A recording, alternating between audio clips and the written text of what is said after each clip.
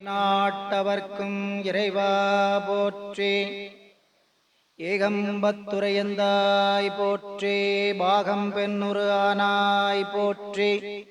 காவாய் கனகத்திரளே போற்றி. கைலை மலையானே போற்றி போற்றி. அரைசனே அன்பர்க்கடியனேனுடைய அப்பனே ஆவியோடு ஆக்கை உரை உரை கனிய புகுந்து நின்றுரைக்கிப் பொய்யிருள் கடிந்தமைச் சுடரே திரை பொறா மன்னும் அமுதத்தின் கடலே திருப்பெரும் துறைபுரை சிவனே உரை உணர்விறந்து நின்றுணர்வதோர் உணர்வே யானுன்னை உரைக்குமாறு உணர்த்தே.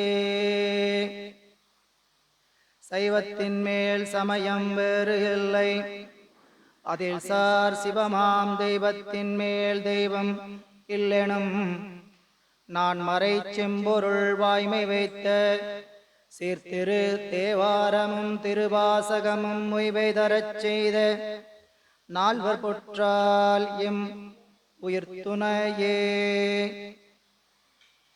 வேத நெறிதழைத்து ஓங்க மிகு சைவத்துறை விளங்க பூத பரம்பரை பொலிய புனிதவாய் மலர்ந்து அழுத சீதவள வயற்புகலி திருஞான சம்பந்தர் பாதமலர்த்தலை கொண்டு திருத்தொண்டு பரவுவாம். திருநாவுக்கரசு வளர் திருத்தொண்டின் நெறிவாழ வரும் ஞானத்தவ முனிவர் வாகேசர் வாய்மேதுகள் பெருநாமச்சீர் பரபலுருகின்றேன் பேருலகில் ஒரு நாவுக்குறை செய்ய ஒண்ணாமை உணராதேன். நேசம் நிறைந்த உள்ளத்தால் நீளம் நிறைந்த மணிகண்டத்து ஈசனடியார் பெருமையினை எல்லா உயிரும் தொலையெடுத்து தேசம் உய்ய திருத்தொண்டத் தொகை முன்பணித்த திருவாளன் வாசமலர்மின் களல் வணங்க வந்த பிறப்பை வணங்குவாம்.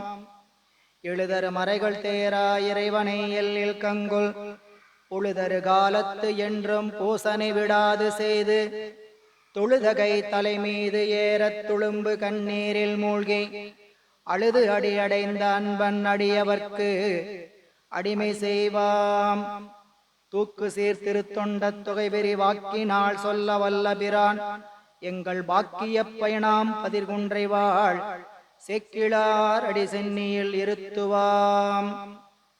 திருஞான சம்பந்தர் நாவரசர் சுந்தரர் வாதவூரர் மற்றை திருமாளிகை தேவர் சேந்தனார் கருவூரர் தெள்ளு பூந்துருத்தி நம்பி வரும் ஞான கண்டராதித்தர் வேணாட்டடிகள் வாய்ந்த திருவாலியமுதர் மருவு புருடோத்தமர் சேதிராயர் மூலர் மண்ணு திரு ஆலவாயார் ஒரு காரைக்கால் அம்மை ஐயடிகள் சேரமான் ஒளிர்கீரர் கல்லாடனார் உன் கபிலர் பரணர் மெய்யுணர் இளம்பெருமானோடு ஓங்கும் அதிராடிகளார் திருமேவு பட்டினத்தடிகளோடு நம்பியாண்டார் நம்பி செக்கிழாரும் திருமுறை 12 அருள் செய்த தெய்வீகத்தன்மையோரே.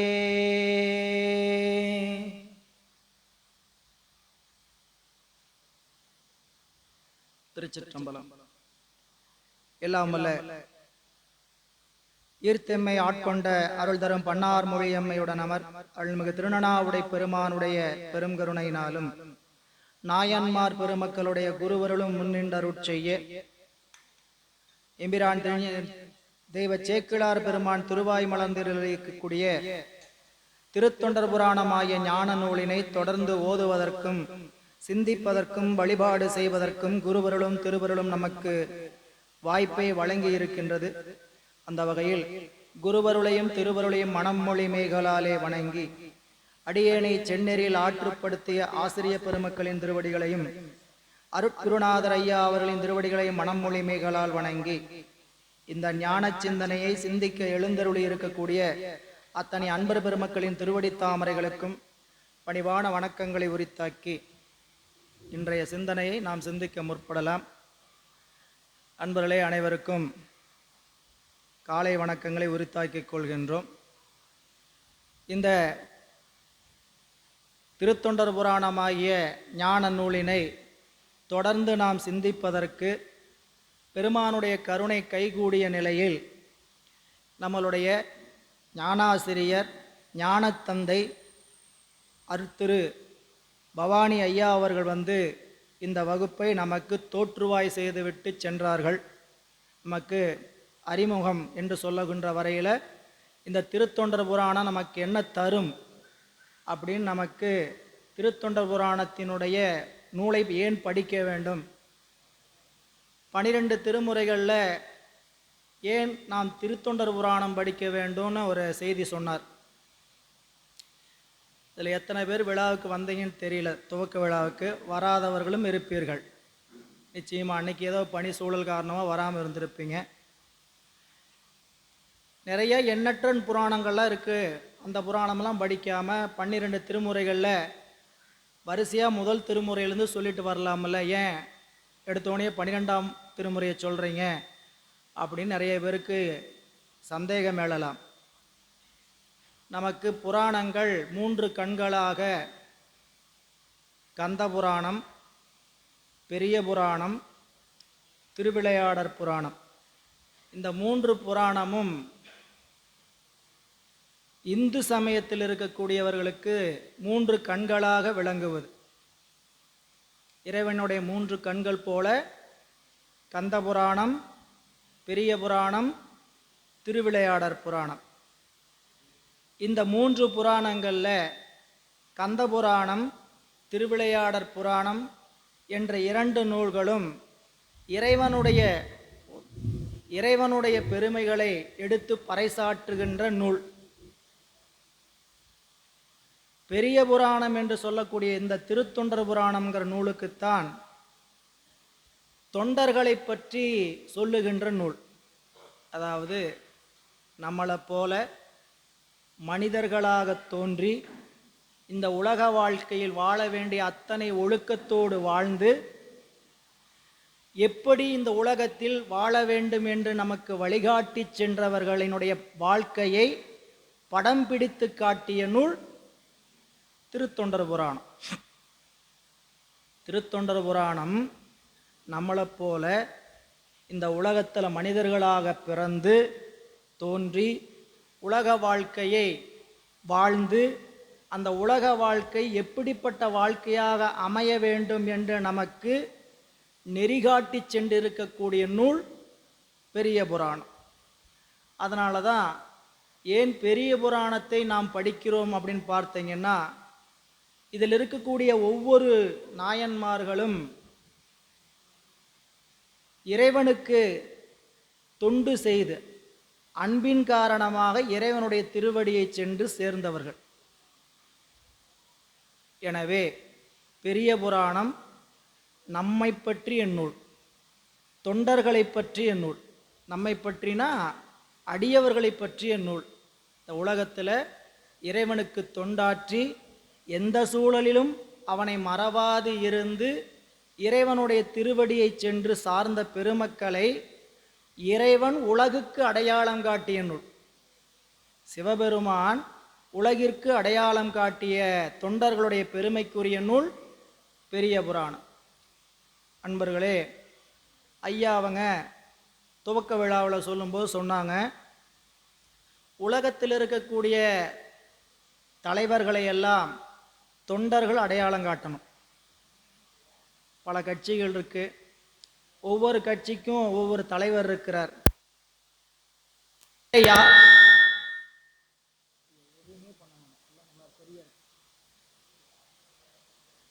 தலைவரை உலகுக்கு தொண்டர்கள் அடையாளம் காட்டணும்.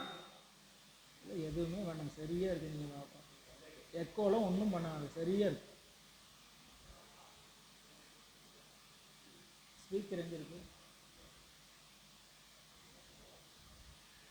உலகுக்கு தொண்டர்களை அடையாளம் காட்டுவது பெரிய புராணம். அன்பர்களே, உலகத்தில் பல தலைவர்கள் இருக்கிறாங்க. அந்த தலைவர்களை எல்லாம் தொண்டர்கள் போய் அடையாளம் காட்டணும்.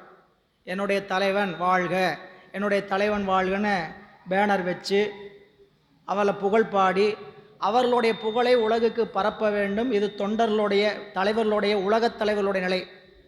ஆனால் நம்மளுடைய தலைவராகிய சிவபெருமான் எப்படிப்பட்டவர்னு கேட்டிங்கன்னா, அவருடைய புகழை யாரும் பரப்ப வேண்டியதில்லை. அவருடைய புகழை யாரும் போய் பரப்பி தான் பரவணுங்க அவசியம் இல்லை. சிவபெருமானுக்கு புகழை பரப்பினதால் உன்னை ஏதாவது ஆக போதான்னு கேட்டால் முதல்ல இருந்த மாதிரியே வைங்க, எதுவுமே பண்ண வேண்டாம். சரியா நல்லா அருமையாக இருந்த நோய். எனவே உலகுக்கு தன்னுடைய புகழை பரப்புவது இறைவனுடைய நோக்கமல்ல. சிவபெருமானோட புகழை போய் எல்லாருக்கும் சொல்கிறதுனால சிவபெருமானுக்கு ஏதாவது மகிழ்ச்சி ஆகுமா? அவன் எப்படிப்பட்டவன்? வேண்டுதல் வேண்டாமை இலான். அவர் போய் சிவபெருமான் வாழ்க, சிவபெருமான் ரொம்ப திறமையானவர், அவர் ரொம்ப டேலண்டானவர் அப்படின்னு போய் 4 பேருக்கு சொல்கிறதுனால சிவபெருமானுக்கு கொஞ்சம் அப்படியே மவுசேரி எல்லாரும் அவர் கட்சிக்கு ஓட்டு போடுவாங்களா என்ன? அப்படியெல்லாம் இறைவனுக்கு புகழ் சேர வேண்டிய. ஏன்னு கேட்டிங்கன்னா அவன் ஏற்கனவே பொருள் சேர் புகழை உடையவன். இறைவன் எப்படிப்பட்ட புகழை உடையவன்? ஏற்கனவே பொருள் சேர் புகழை உடையவன்.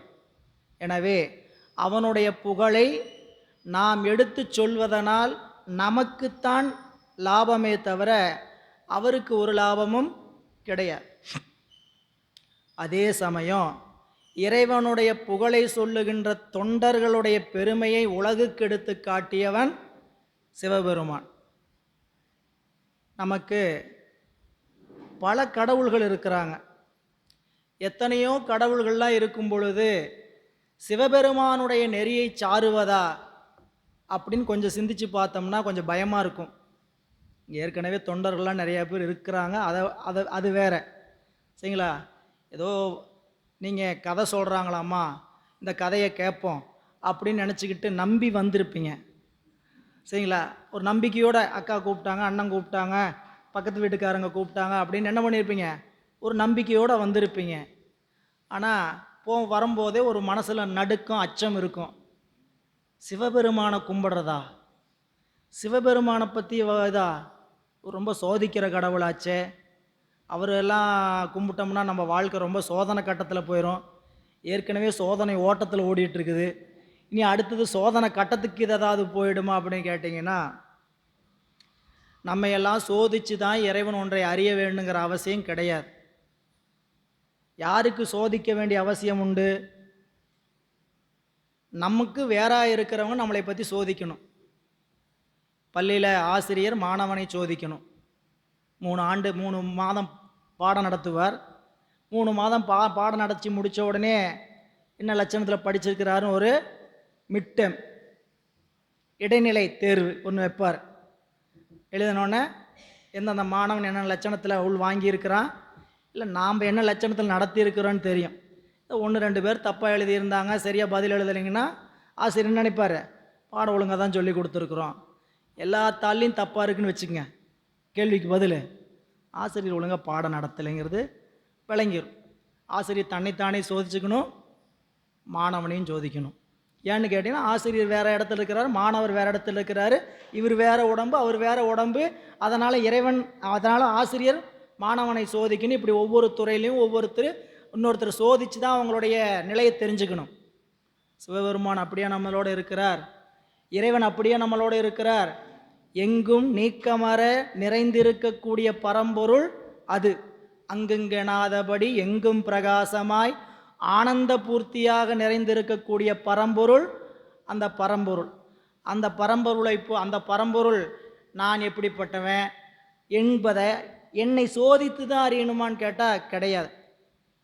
அப்புறம் ஏன் இறைவனை வழிபாடு செய்கிறவங்களுக்கு 63 வச்சுக்கங்க, 63க்கும் எல்லாருமே இடர்படாமல் துன்பப்படாமல் இறைவனுடைய திருவடி அடைஞ்சவங்க கிடையாது. ஒரு 63 பேரில் ஒரு 20 பேர் ஏறத்தாழ அப்படியே மென் தொண்டு செஞ்சுட்டு இறைவனுடைய திருவடிக்கு போயிட்டாங்க. சில பேர் வன் தொண்டு செய்து இறைவனுடைய திருவடி அடைந்தார்கள். 2 தொண்டு, வன் தொண்டு, மென் தொண்டு. மென் தொண்டுன்னா என்னன்னு கேட்டிங்கன்னா, ரொம்ப பிரயத்தனப்பட்டு சிரமப்பட்டு அப்படிலாம் தொண்டு நம்மளுக்கு அப்படின்னு நினைப்போம். அந்த தொண்டு எப்படிப்பட்ட தொண்டு அதை அப்போ நம்ம சிந்திக்கும்போது தெரியும், அடே சாமி இதுவே இப்படியா அப்படின்னு நினைப்போம். 63 நாயன்மார்கள் பல நிலையில் இறைவனுக்கு தொண்டு செய்தார்கள் பார்க்குறோம். அதில் இப்போ உதாரணத்துக்கு திருநீலகண்ட குயவர், எம்பிரான் திருநீலகண்ட குயவர், இதுதான் முதல் நாயன்மாராக வரப்போகிறவர். முதல் தில்லைவாழந்தனர், அது தொகையடியார். அதுக்கப்புறம் வரக்கூடியவங்கள்லாம் தனியடியார்கள். அதெல்லாம் விளக்க தனித்தனியாக நம்ம பார்த்துக்கலாங்க. தில்லைவாழந்தனருக்கு அடுத்தது திருநீலகண்ட குயவர். இவர் மண்பாண்டம் செய்கின்ற தொழிலை செய்தவர். மண்பாண்டம் செய்கிறதுல தன்னுடைய வாழ்க்கை ஜீவனத்துக்கு போக மண்பாண்டம் செஞ்சது போக திருவோடாக செஞ்சு செஞ்சு அடுக்குவார். அடியார்களை பார்த்தா கையில் திருவோடு கொடுப்பார். சிரமமான காரியமா? அடியார்களை பார்த்தா திருவோடு கொடுப்பார். சரிங்களா? அவர் தன்னுடைய வாழ்நாளில் இளமையை விட்டுட்டார். இளமை என்ற ஒன்றை விட்டார். எப்படி விட்டார்? அவர் இன்பத்துறையில் எளியவராக இருந்தார். மனைவியார், எம்மை தீண்டுவீராயின் திருநீலகண்டம் என்னை தொடக்கூடாது நீங்கள் இனிமேல் அப்படின்னு ஒரு சிவபெருமானுடைய திருநீலகண்டத்தின் மீது ஒரு சத்தியம் வைக்கிறார். அதை கடைப்பிடிக்க தொடங்கினவனு 20 வயசில் கடைப்பிடிக்க தொடங்கின 70 வயசு வரைக்கும் திருநீலகண்டம்ங்கிற ஒரு சொல்லுக்காக 50 வருஷ இளமை வாழ்க்கையை, உலக வாழ்க்கையை என்ன பண்ணிட்டார? விரும்பலை. யாருக்காவது பக்கத்து வீட்டில் சொல்லி இந்த சபதத்தை மேற்கொண்டாங்களா? பக்கத்து வீட்டுக்காரு கூட தெரியாது. கணவனுக்கு மனைவிக்கும் டிஷ்யூம்ட்டு 2-3 நாள் போச்சுன்னா தெரிஞ்சிடும். நம்ம வீட்டில் டிஷ்யூம்னா 2-3 நாள் போச்சுன்னா பக்கத்து வீட்டுக்காரங்களுக்கு தெரியும், மளிகை கடைக்காருக்கு தெரியும், காய் கடைக்காரக்காருக்கு அக்காவுக்கு தெரியும். சரிங்களா? ஏன் காய் கடைக்காரக்கா வருவாங்க, காய் கொண்டு காலையில் ஒளிபெருக்கியில் கத்திரிக்காய் கீரை அப்படின்ட்டு வருவாங்க. கீழே வந்தோடனே அக்கா பாருங்கள், தலை முருங்கீரை வந்திருக்குது பாருங்கக்கா, உங்கள் வீட்டுக்காருக்கு ரொம்ப பிடிக்கும். இந்த ஆளுக்கு செஞ்சு செஞ்சு போட்டு தான் வீட்டில் அடங்க மாட்டேங்குது. சரிங்களா? நல்லா தானே வாங்கிட்டு போங்க, எப்போ சொன்னாலும் நல்லா தானே வாங்கிட்டு போங்க. இன்றைக்கி என்னாச்சு? ஏதோ இருக்குது. சரிங்களா? அப்படி ஒவ்வொரு கட்டத்திலையும் அடுத்தவர்களுக்கு தெரியாமல், பக்கத்து வீட்டுக்காரங்களுக்கு கூட தெரியாமல் அந்த இளமை விட்ட வாழ்க்கையை மேற்கொண்டவர் திருநீலகண்ட குயவர். இளமையை விட முடியுமா? உலகம் எதுக்கு இருக்குது? அனுபவிக்கிறதுக்கு தாங்கய்யா இருக்குது. உலகத்துக்காரங்கிட்ட போய் கேட்டோம்னு என்ன சொல்லுவான்? நம்மளே நிறைய பேர் இருப்போம். சரிங்களா? உலகம் எதுக்கு? அனுபவிக்கிறதுக்கு தானே. கண் எதுக்கு கொடுத்துருக்குறாங்க? நல்லா பார்க்கறதுக்கு தாங்க ஐயா கொடுத்துருக்குறாங்க. சரிங்களா? நான் அன்லிமிட்டெட் டேட்டா போட்டிருக்கிறேன் வீட்டில். சரிங்களா? வைஃபை எந்நேரமும் அதுக்கு தாங்க ஐயா கண்ணு கொடுத்துருக்குறாங்க அப்படின்னு நினைப்போம். உலக வாழ்க்கை அனுபவத்துக்காக நினைத்து கொண்டு இருப்போம். அப்படிப்பட்ட இளமையை துறக்க முடியாது, எளிமையாக சொல்ல முடியாது. அதனால தான் பட்டினத்தார் ஒரு பாடலை பாடும் பொழுது, வாளால் மகவு அறிந்து ஊட்டவல்லே நல்லன், மாது சொன்ன சூழால் இளமை துறக்க வல்லே நல்லன், நாளாரில் கண்ணிழந்து அப்பவல்லே நல்லன்னர், இனி நான் சென்று ஆளாவது எப்படியோ திரு காலத்தி அப்பனுக்கு. சாமி, நான் உங்கள் மேலே அன்பு செய்கிறேன். என்னுடைய அன்பு எப்படிப்பட்ட அன்புன்னு தெரியுங்களா? மேலே சொன்ன 3 பேர்த்து மாதிரி அன்பு இல்லை. அதாவது வாளால் மகவு அறிந்து ஊட்டவல்லே நல்லன், வாள் வச்சு அறுத்து மகனுடைய இறைச்சியை உங்களுக்கு படைக்கிற அளவுக்கு எனக்கு என்ன இல்லை? அன்பு இல்லை. வாளால் மகவு அறிந்து ஊட்டவல்லேன் அல்ல, நாளாரில் கண்ணிழந்து அப்பவல்லேன் அல்லன். 6 நாளில் என்ன பண்ணல? சாமியை பார்த்து 6 நாள் தான் ஆச்சுங்க. 6 நாளில் கண்ணெடுத்து அப்புறாரே, அவரை போல் அன்பு உடையவனா நான் அப்படின்னு கேட்டால் அதுவும் இல்லை. மாது சொன்ன சூழால் இளமை துறக்க வல்லேன் அல்லன், மனைவி சொன்ன சூளுரையினால இளமையையும் துறக்கக்கூடிய தகுதி என்னிடத்தில் இல்லை. எப்படி உனக்கு நான் ஆளாவேன் அப்படின்னு ஒரு விண்ணப்பம் வைக்கிறார். யோசிச்சு பாருங்க. இப்போ 3 பேரை இந்த பாடலை சொல்லியிருக்கிறார்.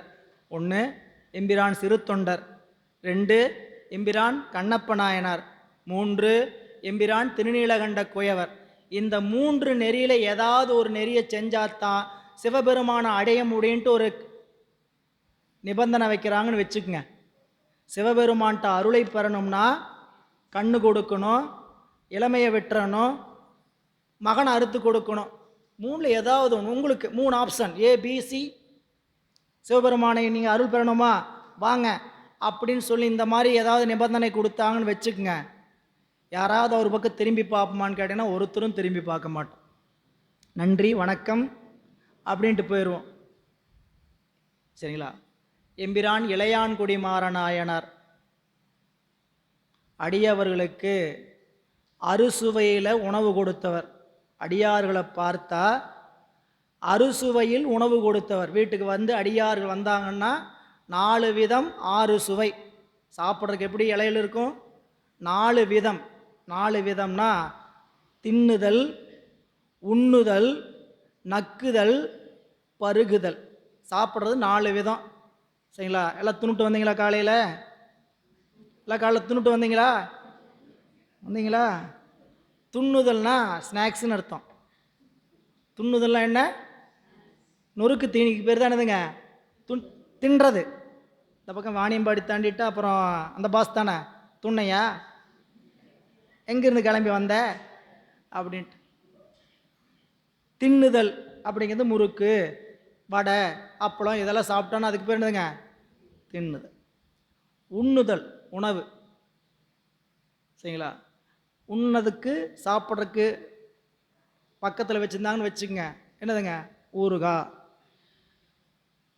தேன், பஞ்சாமிர்தம், இதெல்லாம் நக்குதல். பருகுதல் பாயாசம், ரசம், இதெல்லாம் என்னதுங்க? பருகுதல். இப்படி உண்டி 4 விதத்தில் 6 சுவை திறம். அது உங்களுக்கு தெரியும், இனிப்பு, கசப்பு, அதெல்லாம் 6 சுவை. 6 சுவையில் நாள்தோறும் அடியார்களுக்கு உணவு கொடுத்தவர். அடியார்கள் வந்தால், நாள்தோறுங்கிறத விட அடியார்கள் வந்தால் கொடுத்தாருங்க. இப்படி வாழ்ந்தவருக்கு நல்ல வளம் இருந்தது, நல்ல செல்வம் இருந்தது. விவசாயி, நல்ல செல்வம் இருந்தங்காட்டித்தான் இப்படி செய்கிறாரு. யாராவது தர்மவான், யாராவது கோயிலுக்கு ஏதாவது செய்கிறான்னு வச்சுக்கோங்க, பார்த்தா என்ன சில பேர் பேசுவாங்க அப்படின்னு கேட்டிங்கன்னா, இருக்கிறனால செய்கிறாரு. நானும் இருந்தால் செய்வேன், அதனால் பார்க்குறவங்கள நினைக்கிறேன், அவருக்கு என்னங்க ஊரில் செல்வந்தர், அடியாருக்கு வந்தால் 4 விதத்தில் 40 விதத்தில் கூட கொடுப்பாரு அப்படின்பாங்க. அது இல்லை. என்னுடைய தொண்டன் எப்படிப்பட்டவன் தெரியுமா? வளம் சுருங்கினும் மனம் சுருங்காதவன். வளம் சுருங்கினும் மனம் தங்களுக்கே சாப்பிட்றதுக்கு 2 நாள் இல்லை, பழைய சாதமாக கஞ்சியாக வடித்து சாப்பிட வேண்டிய நிலையாகி போச்சு. வீட்டில் இருந்த விதை நெல்லையெல்லாம் கொண்டு போய் விதைச்சாச்சு. ஒரு நாள் மழை காலத்தில் இறைவன் வேறு வேடத்தில் வர்றாரு, வந்து கதவை தட்டுறாரு. மாரிக்காலம், யாருமே ஏன்னு கேட்கறதுக்கு இல்லாத ஒரு நேரத்துக்கு வந்து கதவை தட்டுறார். அடியவரை பார்த்தாரு, சந்தோஷமாக வழக்கம் போல் வரவேற்றார், அமர வச்சார். வீட்டம்மாட்ட போனாங்க, ஏம்மா அடியார் வந்திருக்கிறாரு, உணவு கொடுக்கணும். நம்ம வீட்டு நிலைமையை யோசிச்சு பாருங்க. சொல்லாமல் எல்லாம் கூட்டிகிட்டு வந்தோம்னா நம்மளையும் வெளியே நிறுத்தி வச்சுருவாங்க. இந்த மாதிரி உறவினர் வர்றாங்க, நண்பர் வர்றாரு, ஒரு டீ வச்சு கொடுத்துடலாமா? டீ வச்சு கொடுக்கலாம், வீட்டில் கேட்கணும். சரிங்களா? டிஃபன் செஞ்சு கொடுக்கணும், கூட வேலை செய்யணும். ஏதாவது கடைக்கு போயிட்டு வந்து வாங்கி கொடுத்து அதெல்லாம் பண்ணால் தான் டிஃபன் சாப்பிட வைக்கலான்னு சொல்ல முடியும். சரிங்களா? இப்போ வீட்டில் இப்படி ஒரு நிலை இருந்ததுன்னு அப்படி இருந்ததுன்னா அந்த அம்மாட்ட போய் கேட்குறாங்க, ஏம்மா தெரியுதுங்க நமக்கே உணவில்லை, ஆனாலும் அடியார்களுக்கு கொடுக்கணுங்கிறது அப்படின்னு சொல்லி அந்த சூழலில் அப்படி செய்ய முடியுமா அப்படின்னா அப்படி செஞ்சு காட்டியவர் எம்பிரான் இளையான்குடி மாறனாயனார். சரி, இதுவும் கொஞ்சம் கஷ்டமாக தாங்க எங்களுக்கு தெரியுது. இப்போ 2வது சொன்ன வரலாறு எங்களுக்கு கொஞ்சம் இந்த பணி செய்கிறதும் கொஞ்சம் கஷ்டமாக தான் தெரியுது. 3வது எம்பிரான் முருகநாயனார். வரிசையாக சொல்லலை, வன் துண்டுனா என்ன, மென் துண்டுனா என்னங்கிறது ஓரளவுக்கு புரிய வைக்க பார்க்குறேங்க. வன் தொண்டுனா என்ன, மென் தொண்டுனா என்னங்கிறதுக்கு எம்பிரான் முருகநாயனார் இறைவனுக்கு பூக்களை பறித்து கொடுக்கின்ற தொண்டு. காலையில் அவ்வளோ அழகாக பூவெல்லாம் பறித்து வாங்கி கட்டிட்டு வந்து, சரிங்களா, எல்லாம் கொண்டு வந்திருக்கிறோம். பூ கட்டுறதானே, சாமிக்கு பூ பறித்து கொடுக்குறதானே, செஞ்சிடலாமே, அவர் போல் பணி செஞ்சிடலாமே அப்படின்னா, அவர் எப்படி இறைவனுக்கு பூக்களை தொடுத்து கொடுத்தார் அப்படின்னா, விடிய காலை கோழியெல்லாம் கூப்பிடுறதுக்கு முன்னாடி நல்லா குளிர்ந்த தண்ணியில் குளிச்சு சரிங்களா? முதல் நிபந்தனை என்ன? காலையில் கோழி கூப்பிட்றதுக்கு முன்னாடி. கோழி கூப்பிட்றதுக்கு முன்னாடினா சாமி மணிவாசக பெருமான் என்ன சொல்கிறாருங்க? கூவின பூங்குயில் கூவின கோழி குருகுகள் இயம்பின சங்கம். முதல் அலாரம் எது? குயில். ஃபஸ்ட் அலாரம் 4 மணிக்கு. செகண்ட் அலாரம் 4:30 மணிக்கு மேலே காக்கா கோழி. தேர்ட் அலாரம் 5:30க்கு அடம் காக்கா மற்ற பறவைகள்லாம். 5:30 மணிக்கெல்லாம் கோயிலில் சங்கு ஊத ஆரம்பிச்சிருவாங்க. அதான் வரிசையாக சொல்கிறார். முதல் அலாரத்துக்காக எந்திரிச்சியா? இன்றைக்கெல்லாம் ஸ்னூஸ் மாதிரி. நாம் அன்றைக்கி என்னதுங்க? அடுத்தடுத்த அலாரம். கூவின பூங்குயில் கூவின கோழி குருகுகள் இயம்பின சங்கம். சங்கு ஊத ஆரம்பிச்சாச்சு கோயிலில். எதுக்கு இதெல்லாம் சொல்கிறாரு?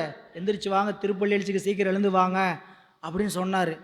ஓவின தாரகை, நட்சத்திரம்லாம் மறைஞ்சு போச்சு. ஒளி ஒளி உதயத்து ஒருப்படுகின்றது விருப்போடு நமக்கு. சூரிய உதயமே வந்தாச்சு. கோயிலுக்கு வா, திருப்பள்ளி எழுச்சிக்கு வான்னு சொன்னார். காலையில் நேரமாக வைகரையில் எழுந்து குளிர்ந்த தண்ணீரில் குளித்து நந்தவனத்துக்கு வந்து வாயை கட்டி கொண்டு பூக்குடலையை குச்சியை ஒரு தண்டு குச்சியை வச்சு அதில் பூக்குடலையை தண்டு குச்சியில் வச்சு பூக்களை தெரிந்து பறிப்பார். என்ன தெரிந்து பறிப்பார்னு கேட்டிங்கன்னா, எது மொக்கு, எது நல்லா விரிஞ்சிருக்கு. மொக்கா இருந்தாலும் பறிக்கக்கூடாது, விரிஞ்சிருந்தாலும் பறிக்கக்கூடாது. மொக்கா இருந்தால் தேன் வெளியே வந்திருக்காது, விரிஞ்சிருந்தால் தேனை சாப்பிட்டுட்டு போயிருக்கும். அப்போ இப்படி தான் பறிக்கிறது. இப்போ தான் விரியருக்கு தயாராக ஆயிட்டுருக்குது. தெரிந்தெடுத்து பறிப்பார். தெரிந்தெடுத்து பறிக்கிறதுமே 4 வகையான நிலத்தில் போய் பறிப்பார். பூ 4 விதம்: நிலப்பூ, நீர்ப்பூ, கொடிப்பூ, கோட்டுப்பூ. 4 இடத்துல தான் பூ பூக்கும். நிலத்தில் வரக்கூடிய மரம் செடிகளில் பூக்கும். நிலப்பூ மரமாக இருக்கும். சரிங்களா? கொன்றை கொண்டு வந்து வச்சுருக்குறாங்க. அது என்னதுங்க? நிலப்பூ. கொன்றை மரம் நிலத்தில் மரமாக வரும். நீர்ப்பூ தாமரை, அள்ளி போன்றவையெல்லாம் நீர்ப்பூ.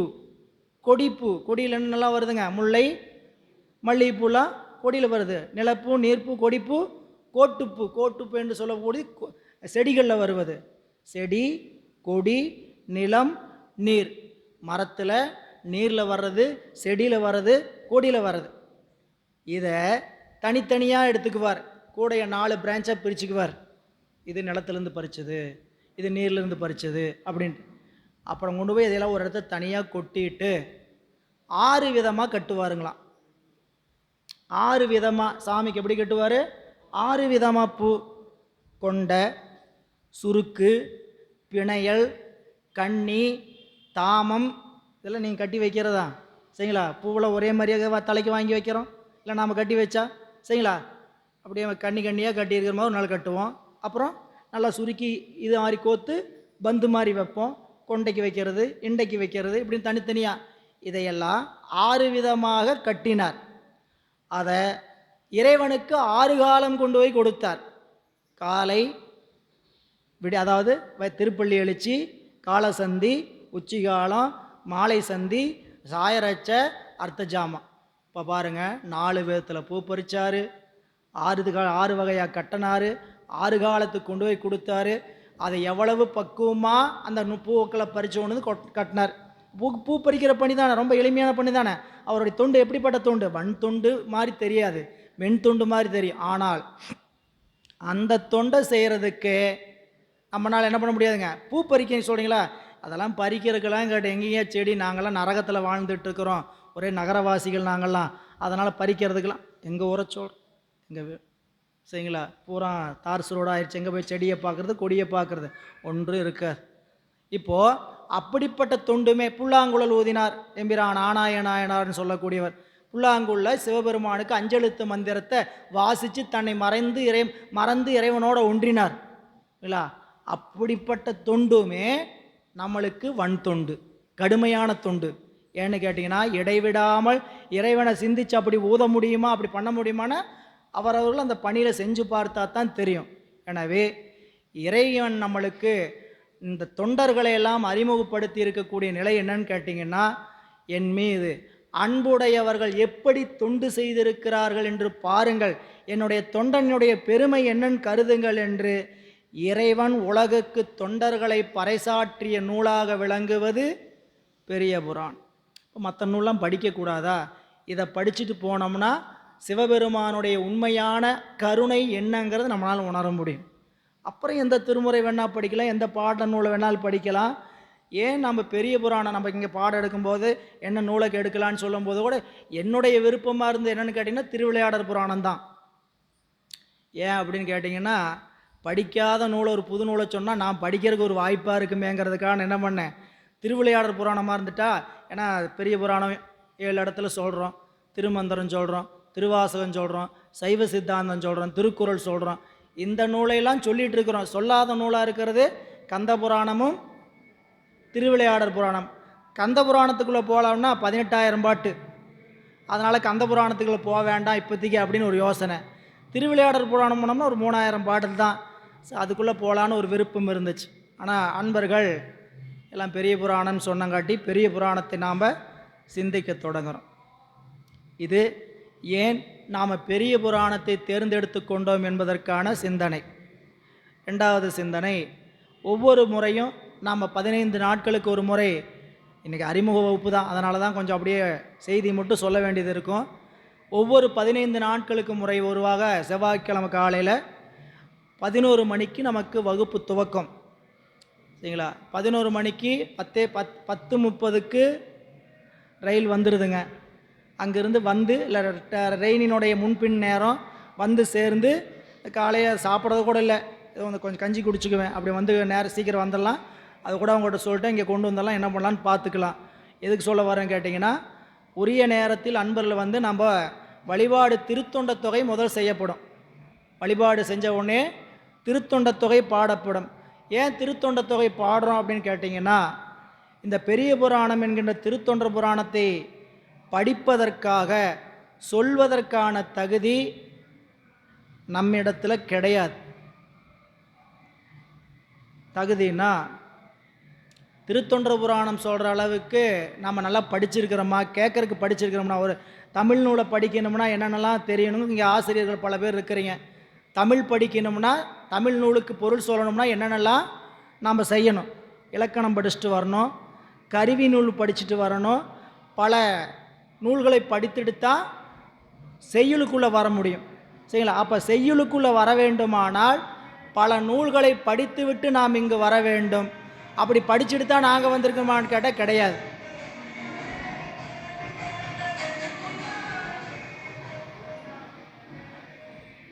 ஆசிரியரிடத்தில் பாடம் கேட்டங்காட்டி ஆசிரியருடைய அன்பின் காரணமாக, இறைவனுடைய கருணையின் காரணமாக ஒருவாறு இந்த நூலை இறைவன் உணர்த்த, குருவருள் உணர்த்த உங்களோட பகிர்ந்துக்கிறேன். அப்போது உங்களுக்கு அந்த தகுதி இருக்குமா இருக்காதான் நான் முடிவு பண்ண முடியாது. எனக்கு இந்த நூலை சொல்கிறதுக்கு தகுதியோ அறிவோ கிடையாது. அப்போ சொல்கிறீங்கன்னா ஏன் சொல்கிறீங்க ஐயா, உங்களுக்கு தான் தகுதியும் இல்லை அறிவு இல்லைன்னு சொல்கிறீங்க, இல்லை கிளம்புங்க அப்படிங்கன்னா ஆசையின் காரணமாக சொல்கிறேன். சேக்கிழார் பெருமானே அப்படித்தான் சொல்கிறார். நூலை படிக்கும்போது உள்ள பார்ப்போம். இந்த நூலை நான் ஏன் சொல்லுகிறேன் என்று கேட்டிங்கன்னா, ஆசையின் காரணமாக சொல்கிறேன். கண்டிப்பாக இந்த நூலில் இருக்கக்கூடிய அடியார்களுடைய பெருமை மிக பெரிய பெருமை. அப்படிப்பட்ட பெருமையை நான் சொல்லறேன்னு முற்படுறது எப்படின்னு கேட்டிங்கன்னா, ஒரு கடலை பார்த்து ஒரு நாய் கரையில் நின்றுக்கிட்டு இந்த கடலை என் நாக்குனால நக்கியே குடிக்க போகிறேன் அப்படின்னு முடிவு பண்ணால் எப்படி இருக்குமோ அப்படிப்பட்ட ஒரு முடிவு தான் நான் பெரிய புராணத்தை சொல்கிறது. சரிங்களா? எனவே பெரிய புராணம் என்கின்ற இந்த நூல் பெருமான் அடியவர்களுடைய பெருமையை சொல்லுகின்ற நூல். அந்த பெருமையை சொல்வதற்கும் அந்த பெருமையை கேட்பதற்கும் நமக்கான தகுதியை உருவாக்குகின்ற ஒரு சைவ கீதம் எதுன்னு கேட்டிங்கன்னா திருத்தொண்ட புராணம், திருத்தொண்ட தொகை. அன்பர்களே, நமக்கு எல்லாரும் நாமெல்லாம் இந்தியர்கள். இந்தியர்கள்னால் என்ன கண்டிப்பாக தெரிஞ்சிருக்கணும்? தேசிய கீதம் தெரிஞ்சிருக்கணும். எல்லாருக்கும் தெரிஞ்சிருக்கும். ஏன்னு கேட்டிங்கன்னா இப்போ மறந்து கூட இருக்கலாம். பள்ளிக்கூடம் படிக்கிற நேரத்தில் தினமும் காலையில் என்ன பண்ணிடுவாங்க, தேசிய கீதம் கொண்டு வந்து ப்ரேயரில் போட்டு போட்டு நம்ம மனப்பாடமாக வச்சுருப்போம். எப்படி ஒரு தேசிய கீதம் தெரியாதவன் இந்தியன் இல்லையோ, அதுபோல ஒரு சைவ கீதமாகிய திருத்தொண்ட தொகை தெரியாதவர்கள் சிவனடியார்களாக சைவராகளாக இருக்க முடியாது. இருக்கக்கூடாதுன்னு சொல்லக்கூடாது, இருக்க முடியாது. திருத்தொண்ட தொகை கண்டிப்பாக என்ன பண்ணணும், படிக்கணும். இந்த திருத்தொண்ட தொகை தான் என்ன பண்ணுன்னு கேட்டிங்கன்னா, இந்த பெரிய புராணத்தை நாம் கேட்பதற்கும் சொல்லுவதற்கும் தகுதியை உருவாக்கப் போகுது. சேக்கிழார் பெருமானே அப்படித்தான் நூலுக்குள்ளே சொல்லிட்டு உள்ளே போவார். இந்த திருத்தொண்ட தொகையை வணங்கியதன் பயனாக நான் இந்த திருத்தொண்ட புராணத்தை சொல்கிறேன். அப்போது எல்லோரும் திருத்தொண்ட தொகையை உங்களுடைய அலைபேசியிலையோ அல்லது புத்தகத்திலையோ கையில் வச்சுக்கிட்டிங்கன்னா, பாடும்போது நான் அடியன் 2 வரி பாடினா நீங்கள் 2 வரி பாடினீங்கன்னா அந்த திருத்தொண்ட தொகையை பாடிட்டு நம்ம வகுப்பை துவங்குவோம். இது 2வது நிலை. ஏன் எப்படி வழிபாட்டை தொடங்கி நம்ம வகுப்பு துவங்க போகிறோம் அப்படின்னு. 3வது, இன்றைக்கி சொன்ன மாதிரி இத்தனை பாட்டு சொல்லுவீங்களா உட்காந்து அப்படின்னு கேட்டால் கிடையாது. இன்றைக்கி நம்ம முதல் வகுப்பு என்பதனால் எல்லா குருமார்களையும் ஒரு வணக்கம். நமக்கு குருவருள் இல்லை என்றால் திருவருள் இல்லை. இறைவனையுடைய அருளை பெற வேண்டுமானால் நிச்சயமாக குருவருள் தான் நமக்கு என்ன காட்டும், திருவருளை கொண்டு போய் சேர்த்தோம். இதை ஆழமாக பதிய பண்ணி வச்சுக்கோங்க. போக போக இந்த நூலுக்குள்ளே பார்க்கும்போது தெரிஞ்சுக்குவீங்க. பெரிய புராணம் 3 கோணங்களில் பார்க்கலாம். 3 கோணம்னா, பெரிய புராணத்தில் இறைவனை தொண்டு செய்து அடைந்த நாயன்மார்கள் என்ன நெறியில் நின்னாங்க, என்ன நெறியில் நின்றார்கள் அப்படின்னு கேட்டிங்கன்னா, வழிபாடை பொறுத்த வரைக்கும் இறைவனுக்கு நாம் அன்பு செய்வதற்கு 3 நிலைகள் சொல்லலாம். குரு வழிபாடு, லிங்க வழிபாடு, சங்கம வழிபாடு. இப்போ 63 ஒவ்வொருத்தரையும் எடுத்து பார்த்து இவங்க என்ன தொண்டு செஞ்சாங்க அப்படின்னு நினச்சி நீங்கள் வகுத்துக்கிட்டே வந்தீங்கன்னா, ஒரு சிலர் குருநாதரை வழிபாடு செய்து இறைவன் அடைந்திருப்பாங்க. பலர் அடியார்களுக்கு தொண்டு செய்து இறைவன் அடைந்திருப்பார்கள். சிலர் இறைவனுக்கு தொண்டு செய்து அடியார்களை அடைந்திருப்பார்கள். இப்போ நம்ம முதல்ல காலையில் தில்லைவாழந்தனர் அப்படின்னு பார்த்தோம். அதுங்க ஒரு கூட்டம். அவங்க யாருக்கு வழிபாடு செய்தார்கள், தில்லையில் இருக்கக்கூடிய சிவபெருமானுக்கு கூத்தருக்கு நாள்தோறும் பூசை செஞ்சு இறைவனுடைய திருவடியை அடையக்கூடியவர்கள். அதனால் தில்லைவாழந்தனர் அப்படிங்கிற அந்த கூட்டத்தை கொண்டு போயிட்டீங்கன்னா அந்த கூட்டம் எதில் அடங்கும், இறைவனை வழிபாடு செய்கின்ற லிங்க வழிபாட்டில் போய் சேரும். அடுத்து 2வது பார்த்தோம், திருநீலகண்ட குயவர். அவர் அடியார்களுக்கு நாளும் ஓடு கொடுத்து தொண்டு செய்தவர். அடியார்களுக்கு நாளும் ஓடு கொடுத்து தொண்டு செய்தவர். அப்போ அவங்க அடியார்களுக்கு தொண்டு செய்து போனார். திருநீலகண்ட குயவர், இளையான்குடிமாறர், இயற்பகை நாயனார், மெய்ப்பொருள் நாயனார், இவங்க எல்லாருமே அடியார்களுக்கு தொண்டு செய்து இறைவன் அடைந்தவர்கள். சிவபெருமானுக்கு தொண்டு செய்து அடைந்தவர்கள் ஒரு கணக்கீடு எடுத்தீங்கன்னா, கண்ணப்ப நாயனார், கலைமலிந்த சீர்நம்பி கண்ணப்பர்க்கடியேன் எம்பிரான் கண்ணப்ப நாயனார் இறைவனுக்கு தொண்டு செய்து இறைவன் அடைந்தவர். அதெல்லாம் தெரியும் உங்களுக்கு. எனவே கலைமலிந்த சீர்நம்பி கண்ணப்பர்க்கடியேன்.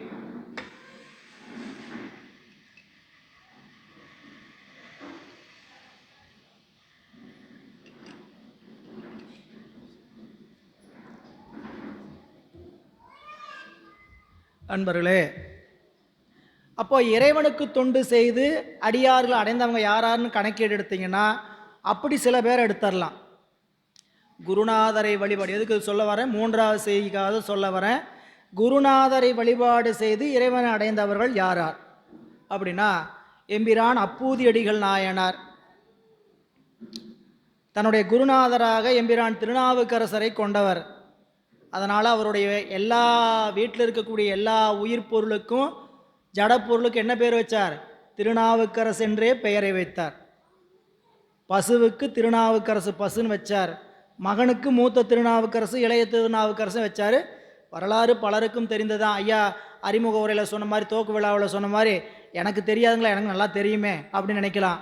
சேக்கிழார் பெருமான் என்ன சொல்கிறாருங்கிறத கவனிச்சிங்கன்னா தான் இந்த வரலாற்றுடைய நுட்பம் தெரியும்.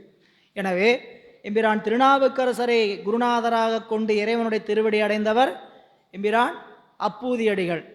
எம்பிரான் திருஞான சம்பந்த பெருமானை குருநாதராக கொண்டவர் எம்பிரான் திருநாவுக்கரசர். என்னங்க இப்படி சொல்கிறீங்க? எம்பிரான் கணநாதர்னு ஒருத்தர் இருக்கிறார், அவர் எம்பிரான் திருஞான சம்பந்த பெருமானை குருநாதராக கொண்டவர். அதுக்கப்புறம் புராணத்துக்கு நிறைய பார்க்கலாம். எம்பிரான் திருநாவுக்கரசரே எம்பிரான் திருஞான சம்பந்த பெருமானை குருநாதராகத்தான் கொண்டார். சரிங்களா? அவர் தொண்டு செய்து இறைவனடை அடைந்தார். ஆனால் திருஞான சம்பந்த பெருமானுக்கு வயது எத்தனைங்க? 16 வயதில் முத்தி அடைஞ்சார்.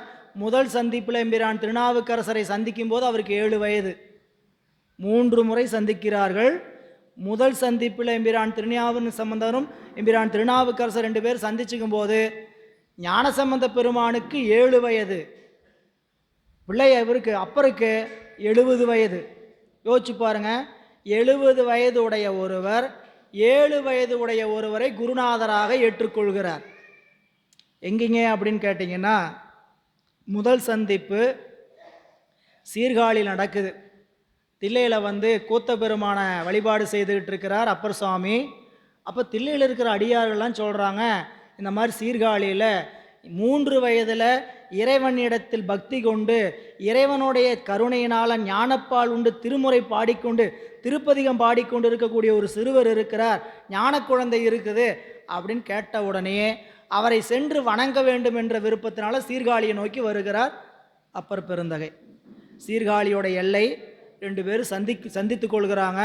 சந்தித்த போது 2 பேரில் முதல்ல திருநாவுக்கரசர் பணிவின் காரணமாக ஞானசம்பந்த பெருமானுடைய காலில் தடார்னு விழுந்துட்டார்.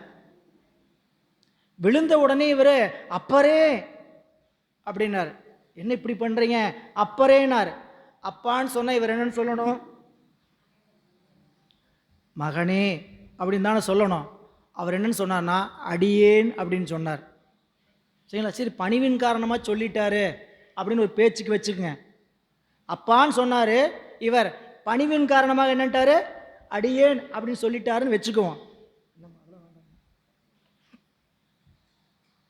அடியேன்னு வச்சுக்குவோம். அவர் கோயிலுக்கு அழைச்சிட்டு போனார். சீர்காழி பெருமானை வணங்குவதற்காக பிள்ளையார் அப்பரை திருக்கோயிலுக்கு அழைச்சிட்டு போகிறாரு. உள்ளே போடனே ஞானசம்பந்த பெருமான் அப்பர் பெருந்தகை பார்த்து சொல்கிறாரு, உங்கள் இறைவரை நீங்கள் பாடுங்கள். என்னன்னு சொன்னார் கவனிங்க? உங்கள் இறைவரை நீங்கள் பாடுங்கள். யாரோட இறைவர் அது? புரிஞ்சுக்கிறதுக்காக சொல்லணும்னு வச்சுக்கோங்க. நம்ம ஊருக்கு வந்தோம் வாணியம்பாடிக்கு, சரிங்களா? எங்கேயாவது என்னை கூட்டிகிட்டு போகிறீங்க, எங்கள் ஊரில் இதெல்லாம் பிரபலமான இடங்க, இதெல்லாம் பிரபலமான உணவு அப்படின்னு சொல்லி கூட்டிகிட்டு போய் வாங்கி கொடுக்குறீங்க, சரிங்களா? ஐயா எங்கள் ஊர் உணவுங்கய்யா சாப்பிடுங்கன்னு சொல்லுவீங்களா? ஐயா உங்கள் ஊரில் இது கிடைக்காமையா போகுது, சாப்பிடுங்க, நம்ம வீடு தாங்கய்யா அப்படின்னு சொல்கிறோம் இல்லையா? அப்படி சொல்கிற மாதிரி பிள்ளையார் அங்கே என்னங்கிறாருங்க, உங்கள் இறைவரை நீர் பாடுன்னார். அப்புறம் சாமி என்ன பண்ணணும்? மறுக்கணும். ஏன்? 7 வயது, அவர் 3 வயதில் ஞானம் பெற்று பாடிக்கொண்டு இருக்கிறாரு. அவருடைய பாட்டை கேட்கறதுக்கு அவரை வணங்குறதுக்கு தான் இங்கே வந்திருக்கிறோம். அவர் சொன்ன உடனே என்ன சொல்லணும்? சாமி உங்கள் பாட்டை கேட்கறதுக்கு தான் நாங்கள் வந்திருக்கிறோம் அப்படின்னு தானே சொல்லணும். ஆனால் என்ன பண்ணார்? அவர் சொன்ன உடனே பாடிட்டார். குருநாதன் சொன்னால் மறுக்கக்கூடாது அப்படின்னு நினைப்பினால பாடிட்டார். ஒரு இடம். 2வது இடம், சில இடம் மட்டும் உங்களுக்கு சொல்கிறேன், எல்லாம் வரலாற்றுக்குள்ளே விரிவாக பார்த்துக்கலாம். திரும்பிரான் திருஞான சம்பந்தரும் அப்பர் பெருமானும் திருமறைக்காடு என்று சொல்லக்கூடிய வேதாரண்யம் திருத்தலத்துக்கு போகிறாங்க. அந்த கோயிலுடைய வாயில் கதவு வேதங்களால் பூட்டப்பட்டு கதவு திறக்கப்படாமல் தொண்டர்களும் பக்தர்களும் மக்களும்லாம் பின்னாடி வழியாக போய் ஒரு வழிபாடு செஞ்சுக்கிட்டு இருக்கிறாங்க. இவங்க 2 பேர் அந்த திருத்தலத்துக்கு வழிபாட்டிற்கு வர்றாங்க. வந்தபோது மக்கள்லாம் பின்னாடி போயிட்டு வரதை பார்த்தாங்க. ஏன்னு கேட்டாங்க. செய்தியை சொன்ன உடனே ஞானசம்பந்த பெருமான் அப்பர் பெருமானை பார்த்து, சாமி நாம் சாமியை நேர்வாயில் தான் சென்று போய் வழிபாடு செய்யணும், குறுக்கு வழியில் போகக்கூடாது. நமக்கான அறிவுரை, சரிங்களா? 1000 பேர் நின்னாலும் 2 பேர் நம்ம குறுக்க போய் வெற்றி அடைஞ்சிட்டோம்னா என்ன? சாமியை பார்த்துட்டோம் தெரியுமா? அன்பு, வேறு வழி இல்லாமல் செய்கிறோம். நேர்வழியில் வணங்க வேண்டும் என்று சொன்னார். சொல்லிவிட்டு அப்போ பிள்ளையார் சொல்கிறாரு ஞான அப்பர் சாமிகிட்ட, கதவு திறக்க நீர் பாடும். 2வது சந்திப்பு 2 பேர் சேர்ந்து ஒரு 15 தலங்கள் திருத்தல யாத்திரை செய்கிறாங்க. அதில் திருமறைக்காட்டு பெருமானை கதவடைக்கிறத நீக்குவதற்காக பிள்ளையார் அப்பர் பெருமானை பார்த்து கதவு திறப்பதற்கு நீர் பாடும் பாடுன்னு சொன்னோன்னே பாடிட்டார். இது என்ன சொல்லணும்? சாமி எவ்வளவு அற்புதம் நீங்கள் நிகழ்த்திக்கிட்டு இருக்கிறீங்க. தமிழ் மூலம் திருமுறை மூலம் சாமியோடைய அருளினால் இறைவன் உங்களுக்கு தான் நிறைந்த அருள் செய்கிறாரு, நீங்கள் பாடுங்கன்னு சொன்னாரா? சொல்லலை. மூன்றாவது இடம், மூன்றாவது சந்திப்பு. ஒவ்வொரு சந்திப்புலையும் ஒவ்வொரு இடம் சொல்கிறேன் உங்களுக்கு. 3 முறை சந்திச்சுக்கிட்டாங்க. 7 வயதிலிருந்து 16 வயதுக்குள்ளே, அவர் 70 வயதிலிருந்து 80 வயதுக்குள்ளே 3 முறை சந்தித்தார்கள். முதல் சந்திப்பு சீர்காழி, இரண்டாவது சந்திப்பு திருப்புகலூர். ஆனால் திருமறைக்காட்டு நான் செய்தேன் உங்களுக்கு சொல்லியிருக்கிறேன். மூன்றாவது சந்திப்பு திருப்பூந்துருத்தி. அந்த தலத்துக்கு வர்றாரு. அந்த தலத்துக்கு பாண்டிய நாட்டிலிருந்து சைவ சமயத்தை நிலைநாட்டி வெற்றி பெற்று திரும்புகிறார் ஞானசம்பந்த பெருமான். பாண்டிய நாட்டில் சமண சமயத்தை நீக்கி சைவ சமயத்தை நிலைநாட்டி மன்னனை திருநீரிட வைத்து அங்கிருந்து திரும்பி வந்து கொண்டு இருக்கிறார். பூந்துருத்திக்கு அருகாமையில் வந்தபோது இங்கர்தான அப்பர் பெருமான் இருக்கிறதா கேள்விப்பட்டேன். எங்குற்றார் அப்பர்? எங்குற்றார் அப்பர்னர்? அடியேன் இங்குற்றேன், அடிகள் தாங்கும் பெருவாழ்வு வந்து எய்த பெற்றேன். எங்கே இருக்காருன்னு கேட்டிங்கன்னா, ஞானசம்பந்தர பிள்ளையாரை எல்லோரும் பல்லக்கில் சுமந்து வந்து கொண்டு இருக்கிறார்கள். அவருக்கு சாமி பல்லக்கு கொடுத்தார். அந்த பல்லக்கில் ஏறி வரார். வரும்போது அடியார் கூட்டமெல்லாம் அந்த பல்லாக்கை சுமந்து வந்தாங்க. அந்த பல்லாக்கு சுமக்கக்கூடிய கூட்டத்தில் ஒருவராக அப்பர் பெருமான் யாருக்கும் தெரியாமல் அந்த பல்லக்கை சுமந்து வரார். இந்த ஊரில் தான் இருக்கிறாருன்னு ஞானசம்பந்தர் கேட்டுட்டு அப்பர் எங்குற்றார் அப்படின்னு கேட்டவுடனே பல்லாக்குக்கு கீழேருந்து ஒரு சத்தம் வந்தது. அடியேன் அடிகள் தாங்கும் பெருவாழ்வு வந்து இங்கே எய்த பெற்றேன். உங்களுடைய திருவடியை சுமக்கிறதுக்கு ஒரு வாய்ப்பு கிடைச்சது சாமி, சுமந்துட்டு வரேன். குருநாதருடைய திருவடியை சுமக்க வேண்டிய கடமை மாணவனினுடைய கடமை. அந்த கடமை நிறைவேற்றினார் தோளில் சுமந்து. அப்போ பாருங்கள், 3 முறை சந்திப்புலையும் பிள்ளையாரை தான் எப்படி ஏற்றுக்கொண்டார்னு கேட்டிங்கன்னா, அவருடைய வாழ்க்கையில் முதல் பார்த்ததுலேருந்து அவர் அப்பான்னு சொன்னாலே இவர் என்ன சொன்னார்? அடியேன் என்று சொன்னதனால பிள்ளையாரை குருநாதராக ஏற்றுக்கொண்டவர் அப்பர் பெருந்தகை. 3வது சுந்தரமூர்த்தி நாயனார் எம்பிரான் நம்பி ஆரூரர் பெருந்தகை. அவரை குருநாதராக ஏற்றுக்கொண்டவர் புராணத்தில் 5 பேர். சரிங்களா? அதுக்கு மேலே இருக்கிறாங்க. உங்களுக்கு 5 பேர் நாயன்மார் பேரை மட்டும் சொல்கிறேன். பெருமிழலை குறும்பர், சோமாசி மாறர், சேரமான் பெருமான், கலிக்கம்ப கோட்புலி நாயனார், ஏயர்கோன் கலிக்காமர். சரிங்களா? இல்லை வரலாறு பின்னாடி பார்க்கலாம். பெருமிழலை குறும்பருடைய வரலாறு என்னன்னு கேட்டிங்கன்னா, அவர் நாள்தோறும் நம்பியாருடைய பெயரை இடைவிடாமல் உச்சரிச்சுக்கிட்டே இருப்பார். என்ன தொண்டுன்னு பாருங்கள். 24 மணி நேரத்தில் தூங்குற நேரம் போக கண்ணு முழிச்சார்னா யார் பேரை சொல்லிட்டு இருப்பார்? நம்பியாரூரர் நம்பியாரூரர் நம்பியாரூரர் நம்பியாரூரர் நம்பியாரூரர் நம்பியாரூரர். என்னங்க வேறு எதையும் பேச மாட்டார். பேசுகிறத பேசிட்டு மற்ற நேரம் என்ன ஓடிட்டுருக்கோம்? ஏன்னு கேட்டீங்கன்னா நம்பியாருன்னு அவங்க அப்படித்தான் இருந்திருப்பாங்க. ஆனால் நம்மளுக்கு சொன்னோம்னா என்ன கடைசியில் பேசவே விட மாட்டீங்களாட்டிருக்குது. ஓம் நம சிவாய நம்பியார் நாவுக்கரசுன்னு சொல்லி எங்கள் வாழ்க்கையை ஓட்டிடுவீங்களாட்டிருக்குது. எங்கள் வீட்டில் நான் பேசலைன்னா ஒரு வேலையும் நடக்காது. என் வீட்டில் இப்போ நான் பேசலைன்னா இப்படி தான் நல்லா நினைக்கிறோம். நான் இல்லைன்னா எங்கள் வீடே என்ன ஆகுன்னு தெரியாது, எந்த வேலையும் நடக்காதுன்னு நினைக்கிறோம். சரிங்களா? ஐயா தான் சொல்லும்போது சொல்லுவார், நாம் எங்கேயாவது போயிட்டோம்னா, எங்கேயாவது போயிட்டோம்னா வெளியூருக்குங்க. சரிங்களா? நீங்கள் எங்கேயாவது போயிட்டோம்னா என்ன இப்போ போயிட்டோமா கேட்டோமான்னு சொல்கிறீங்க அப்படின்னு போயிட்டோம்னா வீட்டில் யார் யாரும் சாப்பிடாமையாக இருந்துட்டாங்க, எதுவும் பண்ணாமையாக இருந்துட்டாங்க. ஒருத்தருடைய நிலை அவங்க இல்லாதப்போ தான் தெரியும்னு சொல்லுவாங்க. அது ஒரு காலம் இடர்பாடு ஏற்படும். ஆனால் யாருக்காகவும் யாரும் இந்த பூமியில் இல்லை. இதை மட்டும் ஆழமாக பதிவு பண்ணி வச்சுருக்கேன். நம்ம வந்த வேலை ஒவ்வொருத்தருக்கும் ஒரே வேலை தான். எல்லோருக்கும் இறைவன் கொடுத்திருப்பது ஒரே வேலை தான். நாம் எல்லோரும் வேறு வேறு வேலையை பார்த்துட்டு இருக்கிறோம். அவர் என்ன வேலையை பார்க்க சொல்லி அனுப்பிச்சிருக்கிறாரோ அந்த ஒரே வேலை தான். அது என்னென்னு புராணத்துக்குள்ளே அது முன்னுரையில் சொல்கிறேன். இறைவன் கொடுத்த வேலையை விட்டுட்டு நாம் எல்லோரும் அவங்கவுங்க சொந்த வேலையை பார்த்துட்ருக்குறோம். வந்த வேலையை விட்டுட்டு சொந்த வேலையை பார்த்துட்ருக்குறோம். சொந்த வேலையை பார்க்காதப்பா, நீ வந்த வேலையை பாருன்னு அவர் அறிவுறுத்தலுக்கு தான் இந்த உடம்பு, மனுஷ வாழ்க்கை. சரிங்களா? அப்போது பெருமழலை குறும்பர் என்ன தொண்டு செய்தார்னு கேட்டிங்கன்னா, எந்நேரமும் இடைவிடாது நம்பியாருடைய திருநாமத்தை உச்சரித்து கொண்டு இருந்தார்.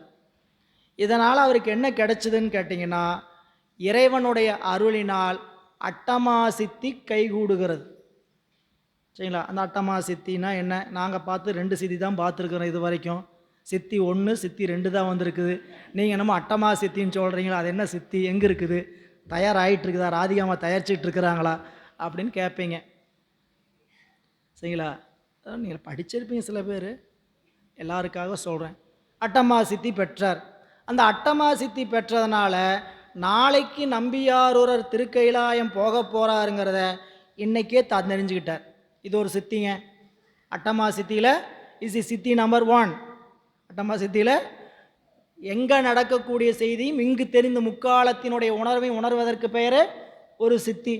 அதன் காரணமாக நம்பியாரூர் நாளைக்கு திருக்கைலாயம் போக போகிறாருங்கிற தன்னுடைய ஞானத்தில், யோகத்தில் உணர்ந்து இன்னைக்கே தன்னுடைய உடம்பை விட்டு உயிரை கவாலத்தை திறந்து செலுத்தி கொண்டவர் யாருன்னு கேட்டிங்கன்னா, பெருமிழலை குறும்பர். 2வது கோட்புலியார்.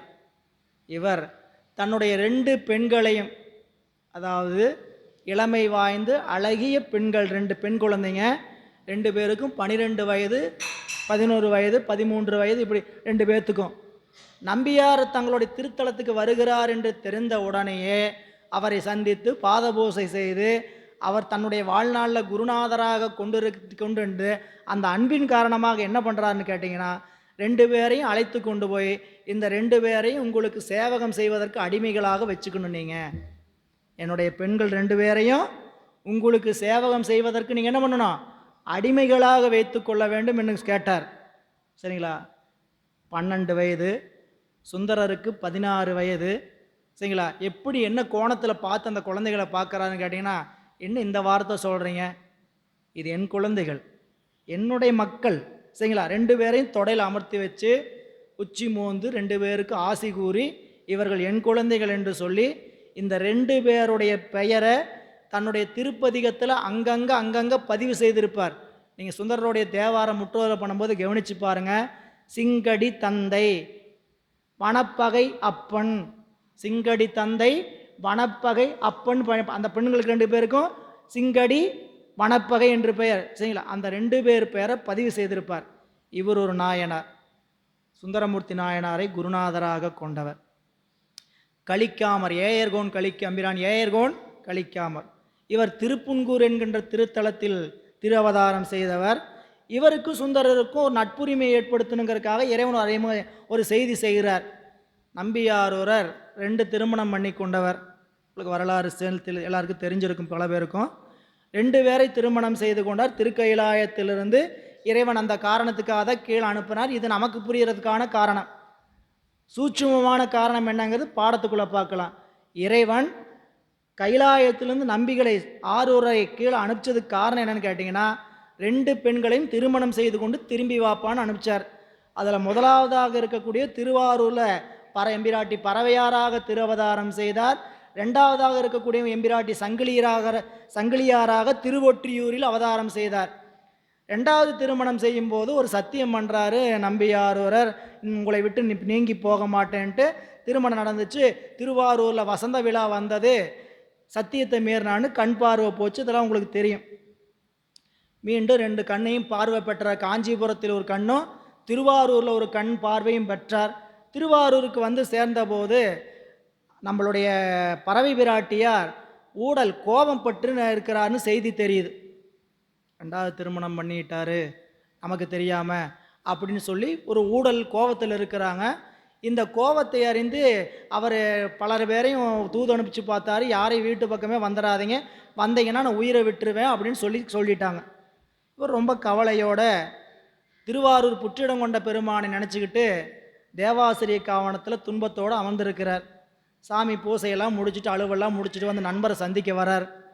நம்பி இன்னும் ரொம்ப கவலையாக இருக்கிற, என்னாச்சு? சாமி உங்களுக்கு தெரியாதா அப்படின்னாரு. இல்லை ஒரு வார்த்தை கேட்டேன் அப்படின்னு. நீங்கள் தான் எப்படியாவது ஊடலை தீர்த்து வைக்கணும். உனக்காக இதை கூட செய்ய மாட்டேனா, போகிறேன் அப்படின்னு போனார். ஃபஸ்ட்டு சிட்டிங் பேசுறதுக்கு போனார். Get out. ஃபஸ்ட்டு சிட்டிங் பேச்சுக்கு வெளியே போன்ட்டாங்க. வந்தது சாமின்னு தெரியல. ரெண்டாவது தூது போனார்.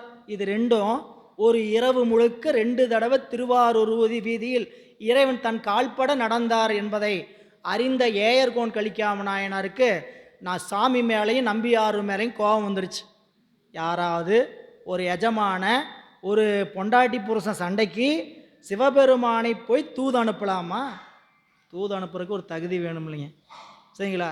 எங்கள் வீட்டில் சண்டைன்னு போய் மேயர்கிட்ட போய் சொல்லி எங்கள் வீட்டு சமாதானம் பண்ணுவீங்கன்னு கேட்டால் எப்படி இருக்கு? மேயர் எனக்கு தெரிஞ்சவராக இருந்தால் சந்தோஷம், சரிங்களா? சார் நான் உங்களை ஓட்டு போட்டு தேர்ந்தெடுத்தல மேயரா, நீங்கள் என்ன பண்ணு, எங்கள் வீட்டில் பிரச்சனை, நீங்கள் என்ன சொன்னீங்க, உங்கள் வீட்டில் ஒருத்தனாக இருப்பேன்னு சொல்லி தானே வாக்கு வாங்கினீங்க.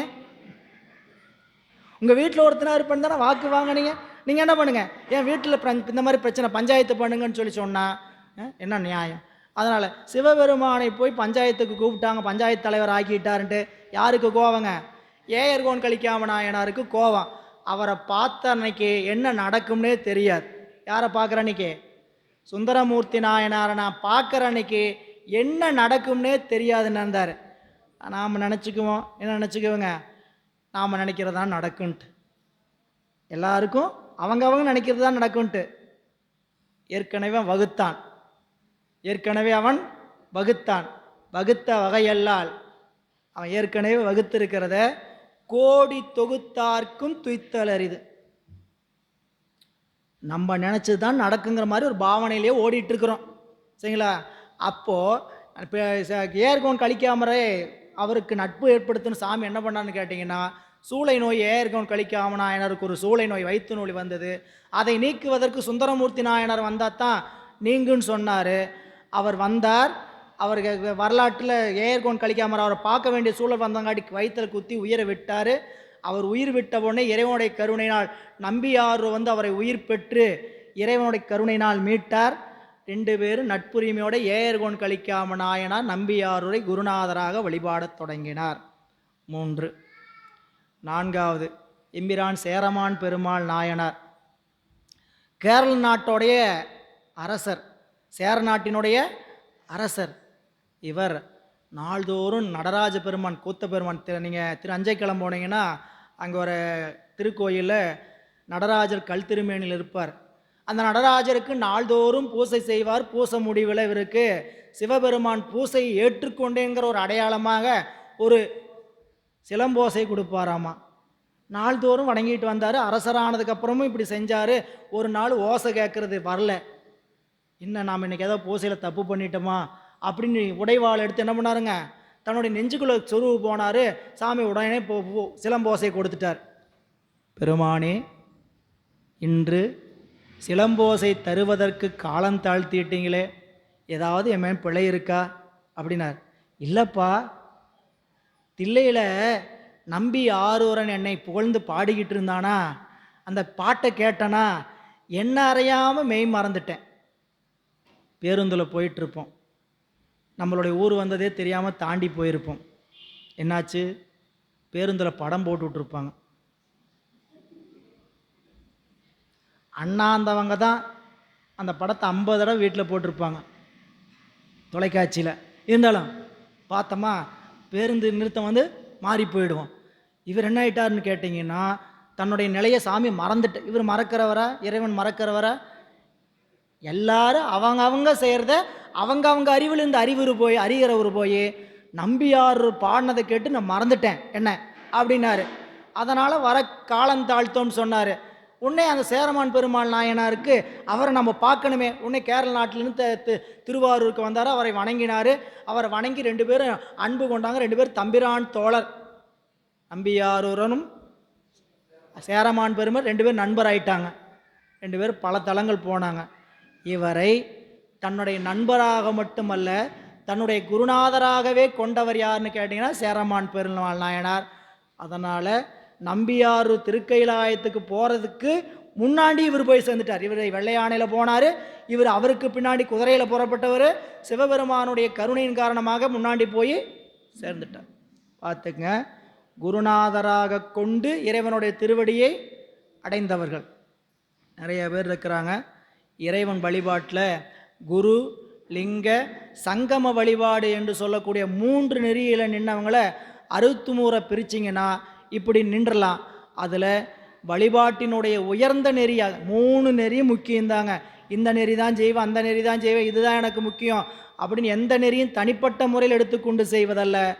இறை வழிபாட்டில் நிற்கக்கூடியவங்க குரு வழிபாட்டையும் செய்யணும், லிங்க வழிபாட்டையும் செய்யணும், சங்கம வழிபாடாகிய அடியார் வழிபாட்டையும் செய்யணும்.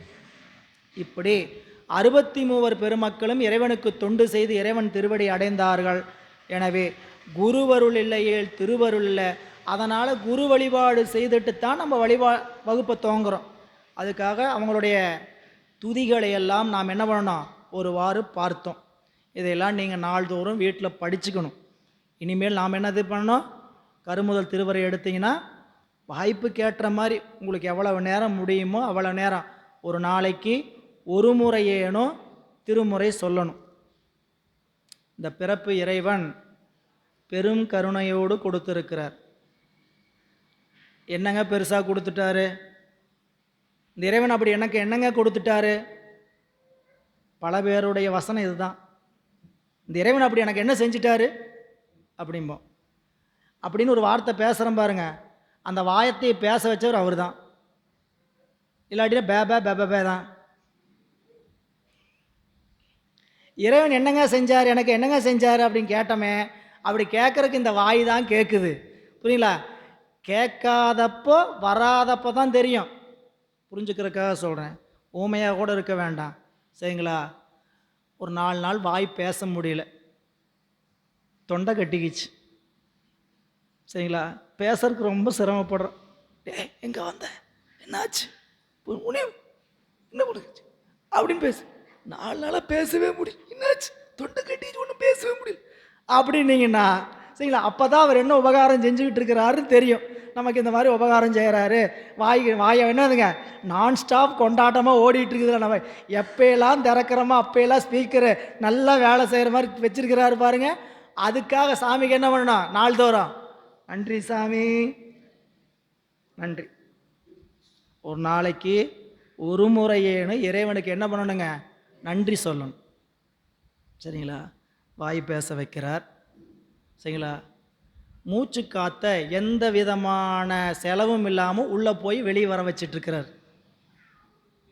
யாராவது மூச்சு காத்த விடுங்க, இழுங்க, இடுங்க, இழுங்கன்னு சொல்லி செஞ்சிட்ருக்கிறீங்களா என்ன? நாம் தான் ஏற்கிறோம். சரிங்களா? இப்பொழுது மூச்சு காற்றை உள்ளே இழுத்துக்கொள்ளவும், இப்பொழுது வெளியே விடவும். இப்படி நடக்குதா? தன்னை போல போயிட்டு வர வச்சிட்ருக்கிறார். இதுக்கு நன்றி சொல்லணுமா வேண்டாமா? அதுக்கு எதுக்கு ஏன் நன்றி சொல்லணும்? அது இயற்கையாக நடக்குது. அப்படி செயற்கையாக எங்கேயாவது நடக்கும்போது தான் தெரியும். புரியுதுங்களா? கொண்டு போய் படுக்க வச்சு மாட்டி விட்டு 1 மணி நேரத்திற்கு 1 லட்சம் ரூபாய் அப்படிம்பாங்க. செயற்கை சுவாசம் சூட்டுவதற்கு எவ்வளவு? 1 மணி நேரத்திற்கு 1 லட்சம் ரூபா. அவ்வளோ கூட வேண்டாங்க, நமக்கு டெல்லியில் டிரான்ஸ்ஃபர் கிடச்சிருச்சு. நம்ம புது டெல்லியில் வேலை பார்க்குற அரசு உத்தியோகம் புது டெல்லிக்கு டிரான்ஸ்ஃபர் பண்ணிட்டாங்க. சுத்தமான காற்று கிடைக்காது. என்ன பண்ணணும், வாங்கி பையில் என்ன வச்சுக்கணும், ஆக்சிஜன் வச்சு எங்கேயாச்சும் அப்படின்னு மூச்சு இழுப்பு வந்ததுன்னா எடுத்து வச்சுக்கணும். இந்த சிலிண்டர் 1500 ரூபா. இத்தனோட சிலிண்டர் எவ்வளோ? 1500 ரூபா. தினந்தோறும் ஒரு சிலிண்டர் வாங்கிக்கணும். 1500 ரூபா. சம்பளம் 3500 ஒரு நாளைக்கு. 1500 ரூபாய்க்கு சிலிண்டருன்னு சொன்னால் அப்போ தெரியும் இந்த மூச்சு காற்று எவ்வளோ இலவசமாக நம்மளுக்கு சாமி கொடுத்துருக்கிறாரு. அப்படி போயிட்டு வாப்பா பேசாம நன்றிங்க சாமி சொல்லணுமா வேண்டாமா? கண் இமைக்குது. சரிங்களா? ஏதாவது வந்தால் தானாக மூடிக்குது. பிரச்சனை வந்தால் கண்ணுக்கு இமை போலன்னு சொல்கிறாங்க. அப்படி தன்னிச்சையாக இந்த கண்ணை அனிச்சை செயலாக எங்கே வச்சுருக்கிறார் இல்லையா? இதை நாம் ஏதாவது இமைக்கிறோமா மூடுறோமா அப்படி சொல்கிறோமா, அதுவாக செய்ய வச்சுருக்கிறார். அதுக்கு நன்றி சொல்ல வேணுமா வேண்டாங்களா? எப்போ தெரியும் கேட்டிங்கன்னா, 1 வாரமாக தெரியல. 1 வாரமாக என்னன்னு தெரியல. கண் என்னாச்சு, ஒரு பக்கமாக துடிச்சிக்கிட்டே இருக்குது. வீட்டில் இருந்தால் பிரச்சனை இல்லை, வெளியே எங்கேயாவது போயிருந்தோம்னா ஏங்க ரொம்ப நேரமாக அவர் பார்த்து எனக்கு என்ன நீங்கள் என்ன மெடிக்கல் சர்டிஃபிகேட்டாக காமிக்க முடியும்? அவருக்கு கண் துடிப்புங்க ஒரு நேரமாக, அதனால தான் கண் துடிச்சிக்கிட்டு இருக்குதா கண் அப்படின்னு மெடிக்கல் சர்டிஃபிகேட்டாக காமிக்க முடியும். இதுக்கு போய் எந்த மெடிக்கல் சர்டிஃபிகேட் வாங்குறது? டாக்டர்கிட்ட போய் கேட்டீங்கன்னா கூட கொடுக்க மாட்டார். ஒரு வாரமாக கண் துடிக்குது பிரச்சனைங்க அப்படின்னு கூட அவர் என்ன பண்ண முடியாது, கொடுக்க முடியாது. அதுக்கு என்ன பண்ணணும்? சாமி ரொம்ப நன்றிங்கப்பா. அதனால் அப்பர் பெருமான் சொன்னார், திருநாமம் மஞ்செழுத்தும் செப்பாராகில் தீவண்ணர் திறம் முருகால் பேசாராகில் ஒரு காலும் திருக்கோயில் சூழாராகில் உண்பதன் முன் மலர் பறித்திட்டு உண்ணாராகில் அருநோய்கள் கெடவெண்ணீர் அணியாராகில் அடியற்றார் பிறந்தவாறு ஏதோ எண்ணில் பெருநோய்கள் மிக நலிய பெயர்த்தும் செத்தும் பிறப்பதற்கே தொழிலாகி இறக்கின்றாரே. 6 நிபந்தனை போடுறார். இதில் ஏதாவது ஒன்று நீ செஞ்சின்னா தான் இந்த உலகத்துக்கு வந்த வேலையை செஞ்சிருக்கிறப்பா, இல்லைன்னா நீ என்ன வேலை பார்க்குறேன் நான் சொல்கிறேன் கேளுன்னு சொல்கிறார். நாமெல்லாம் கேட்டால் என்ன வேலை சொல்லுவோம்? எல்லாருக்கும் ஒரு வேலை சொல்லுவோம். ஹவுஸ் ஒய்ஃப், நான் பிஸ்னஸ் அப்படின்னு ஆளாளுக்கு என்ன சொல்லுவோம்? ஒரு வேலை சொல்லணும். வீட்டிலே இருக்கிறேங்க, நான் வெளியே வேலைக்கு போகிறேங்க, அந்த வேலைக்கு இந்த வேலைக்கு போகிறேன். திருநாவுக்கரசு பெருமான் சொன்னார், நாம் என்ன வேலை செய்வோம்? மேலே சொல்கிற பட்டியலில் சொல்லக்கூடிய தொழிலில் எதையாவது ஒன்று செய்யலைன்னா நாம் என்ன வேலை செய்கிறேன்னு அவர் சொல்கிறார். திருநாமம் மஞ்செழுத்தும் செப்பாராகில், இறைவனுடைய திருநாமத்தை ஒரு நாளைக்கு 108 முறை சொல்லணும். இதெல்லாம் ஏங்கிறதுல பின்னாடி வகுப்பில் விரிவு. ஏன் 108 முறை சொல்லணும்? 110 சொன்னால் ஒத்துக்க மாட்டீங்களா? எனக்கு 108 பிடிக்கல, ஆம்புலன்ஸாக இருக்குது, அதனால் அது வேண்டாம் அப்படின்னு வச்சுக்கிறேன். நான் 108 வச்சுக்கிறேன், வேண்டாம் 109 வச்சுக்கிறேன்லாம். அப்படி எதுக்கு 108ங்கிறத பாடத்துக்குள்ளே பார்த்துக்கலாம். சரிங்களா? அப்போது இந்த திருநாமம் அஞ்செழுத்தும் இறைவனுடைய அஞ்செழுத்து மந்திரத்தை ஜபிக்கணும், சொல்லணும். ஏன் ஜபிக்கணும், ஏன் சொல்லணும், யார் சொல்லணும், யார் ஜபிக்கணும், அதெல்லாம் வெண்திரையில் காண்க. சரிங்களா? அஞ்செழுத்தை சொல்லணும். சொல்லலைன்னா திருநாமம் அஞ்செழுத்தும் செப்பாராகில் தீவண்ணர் திறமுருகால் பேசாராகில், சிவபெருமானுடைய புகழை ஒரு நாளைக்கு ஒரு முறையேனும் யாரிடத்தேலும் பேசணும். நல்ல விஷயமா இருந்தால் பேசணுமா பேச வேண்டாமா? பேசணுமா பேச வேண்டாமா? நல்ல விஷயமா இருந்தா. இன்னைக்கு பார்த்தீங்களாங்க்கா 3 முடிச்ச அவ என்ன நினச்சிக்கிட்டு இருக்கிறானே தெரியல. அவங்க அப்படியே அவங்க அவ சொன்னால் நாம் சரின்னு சொல்லி ஒத்துக்கிட்டு போகலாமா? இப்படி எப்படிக்கா இவங்க வந்து என்ன ஆயிடுவாங்க? கதையாசிரியர் ஆயிடுவாங்க. 3 முடிச்சுக்கு அவர் ஒரு கதையாசிரியர் இருப்பாங்க, இவங்க வீட்டில் உட்காந்து என்ன பண்ணிகிட்டு இருப்பாங்கன்னு கேட்டிங்கன்னா, அந்த கதை இப்படி கொண்டு போயிருக்கலாம். அவங்க நாம் பார்த்தோம், பக்கத்து வீட்டுக்காரக்காட்ட என்ன பண்ணுறோம்? கலந்துரையாடுறோம். சரிங்களா? நாட்டு நடப்பு, காலைல செய்தி பார்த்தார் ஐயா. சரிங்களா? எதுக்குத்தான் இத்தனை கட்சி இத்தனை கொடின்னு எனக்கு தெரிய மாட்டேங்குது. ஓட்டு போட போனால் எந்த கட்சி யாருக்கு போடுறதுன்னு உள்ளே போகும்போதே குழம்பி போயிடுவோம் நாம். ஏன்னு கேட்டிங்கன்னா 10 கலர் இருக்குது, 10 கலரில் நாம் எந்த கட்சிக்காரு கலர் வந்திருக்கிறோம்? ஒரே குதிரைக்கு கடிவாளம் கட்டின மாதிரி நமக்கு இந்த கட்சி தான் இந்த கட்சி தான் இந்த கட்சி தான் ஒரே நோக்கத்தோடு போனால் அந்த பட்டம் அமுத்த முடியும். எங்கேயாவது கடிவாளத்தை கொஞ்சம் இப்படி பார்த்துட்டு போயிட்டோம், நமக்கே மறந்தாயிரும், கன்ஃபியூஸ் ஆகிடும். சரிங்களா? அப்போ நல்ல விஷயத்தை 4 பேர்த்துட்டு பேசணுமா வேண்டாமா? இறைவனுடைய புகழை எடுத்து சொல்லணும். இப்போ நீங்கள் காலையிலேருந்து இன்றைக்கி 2 மணி நேரம் இப்படி கேட்டிங்களே, என்ன என்றைக்கும் இல்லாமல் கிளம்பி போயிட்டு வந்தீங்க, வீட்டில் தான் இருப்பீங்க எப்போ பார்த்தாலும், செவ்வாய்க்கிழமை இனிமேல் கேட்க ஆரம்பிப்பாங்க. ஏன்னா செவ்வாய்க்கிழமையான பையை தூக்கிட்டு கிளம்பிடுறீங்க, காலையில் புத்தகத்தை தூக்கிட்டு கிளம்பிடுறீங்க அப்படின்னு கேட்பாங்க நம்மளை பார்த்து. சரிங்களா? அப்போ என்ன சொல்லணும்? வாங்க உட்காருங்க, இன்றைக்கி நான் 2 பதிகம் படித்தேன், 2 புராணம் கேட்டேன், அப்படின்னு நீங்கள் என்ன பண்ணணும், எடுத்து சொல்லணும். சரிங்களா? அவங்களுக்கு கதையை அவங்களுக்கு புரியுற மாதிரி என்ன சொல்ல முடியும். இப்படி அவங்களாம் கேட்கணும், நான் கேட்க போகிறேங்களா, கேட்க மாட்டாங்க. நம்ம வீட்டில் 2 பேர் இருப்பாங்க அடிமைகள்.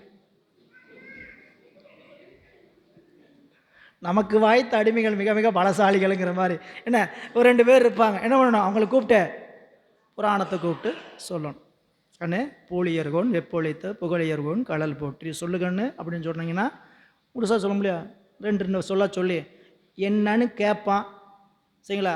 கேட்கலினாலும் எடுத்து சொல்லணும். பூழியர்னா யார், புகழியர்னா யார். பூழியர்னா பாண்டி நாட்டு மன்னன், புகழியர்னா சீர்காழியினுடைய வேந்தர். அவர் பூழியர்கோன் மன்னன் வெப்பு ஒழித்த வெப்பு நோயாகிய சுரநோயை நீக்கிய பெருமைக்குரிய திருஞான சம்பந்தர். திருஞான சம்பந்தர் பாண்டிய நாட்டில் மன்னனுக்கு வந்த உடம்புல வந்த அம்மை நோயை திருநீறு பூசி சரி பண்ணி கொடுத்தாருப்பா. அதைத்தான் இந்த வரி சொல்லுது. இதுக்கு எவ்வளோ நேரம் ஆச்சு? 4 மணி நேரமாச்சு இந்த கதை சொல்கிறதுக்கு. 10 வினாடியில் சொல்லி முடிச்சிடலாம். இன்றைக்கி புகழ் பேசியாச்சா? திருநாம மஞ்சளுத்தும் செப்பாராயில் தீவண்ணர் திறமுருகால். எந்திரிச்சு நைட்டு படுக்கிறதுக்குள்ள ஒரு தடவை பேசணும். ஏதாவது ஒன்றை செஞ்சால் கூட போதுங்க. 3வது சொன்னார், திருநாம மஞ்செழுத்தும் செப்பாராகில் தீவண்ணர் திறமுருகால் பேசாராகில் ஒரு காலும் திருக்கோயில் சூழாராகில்.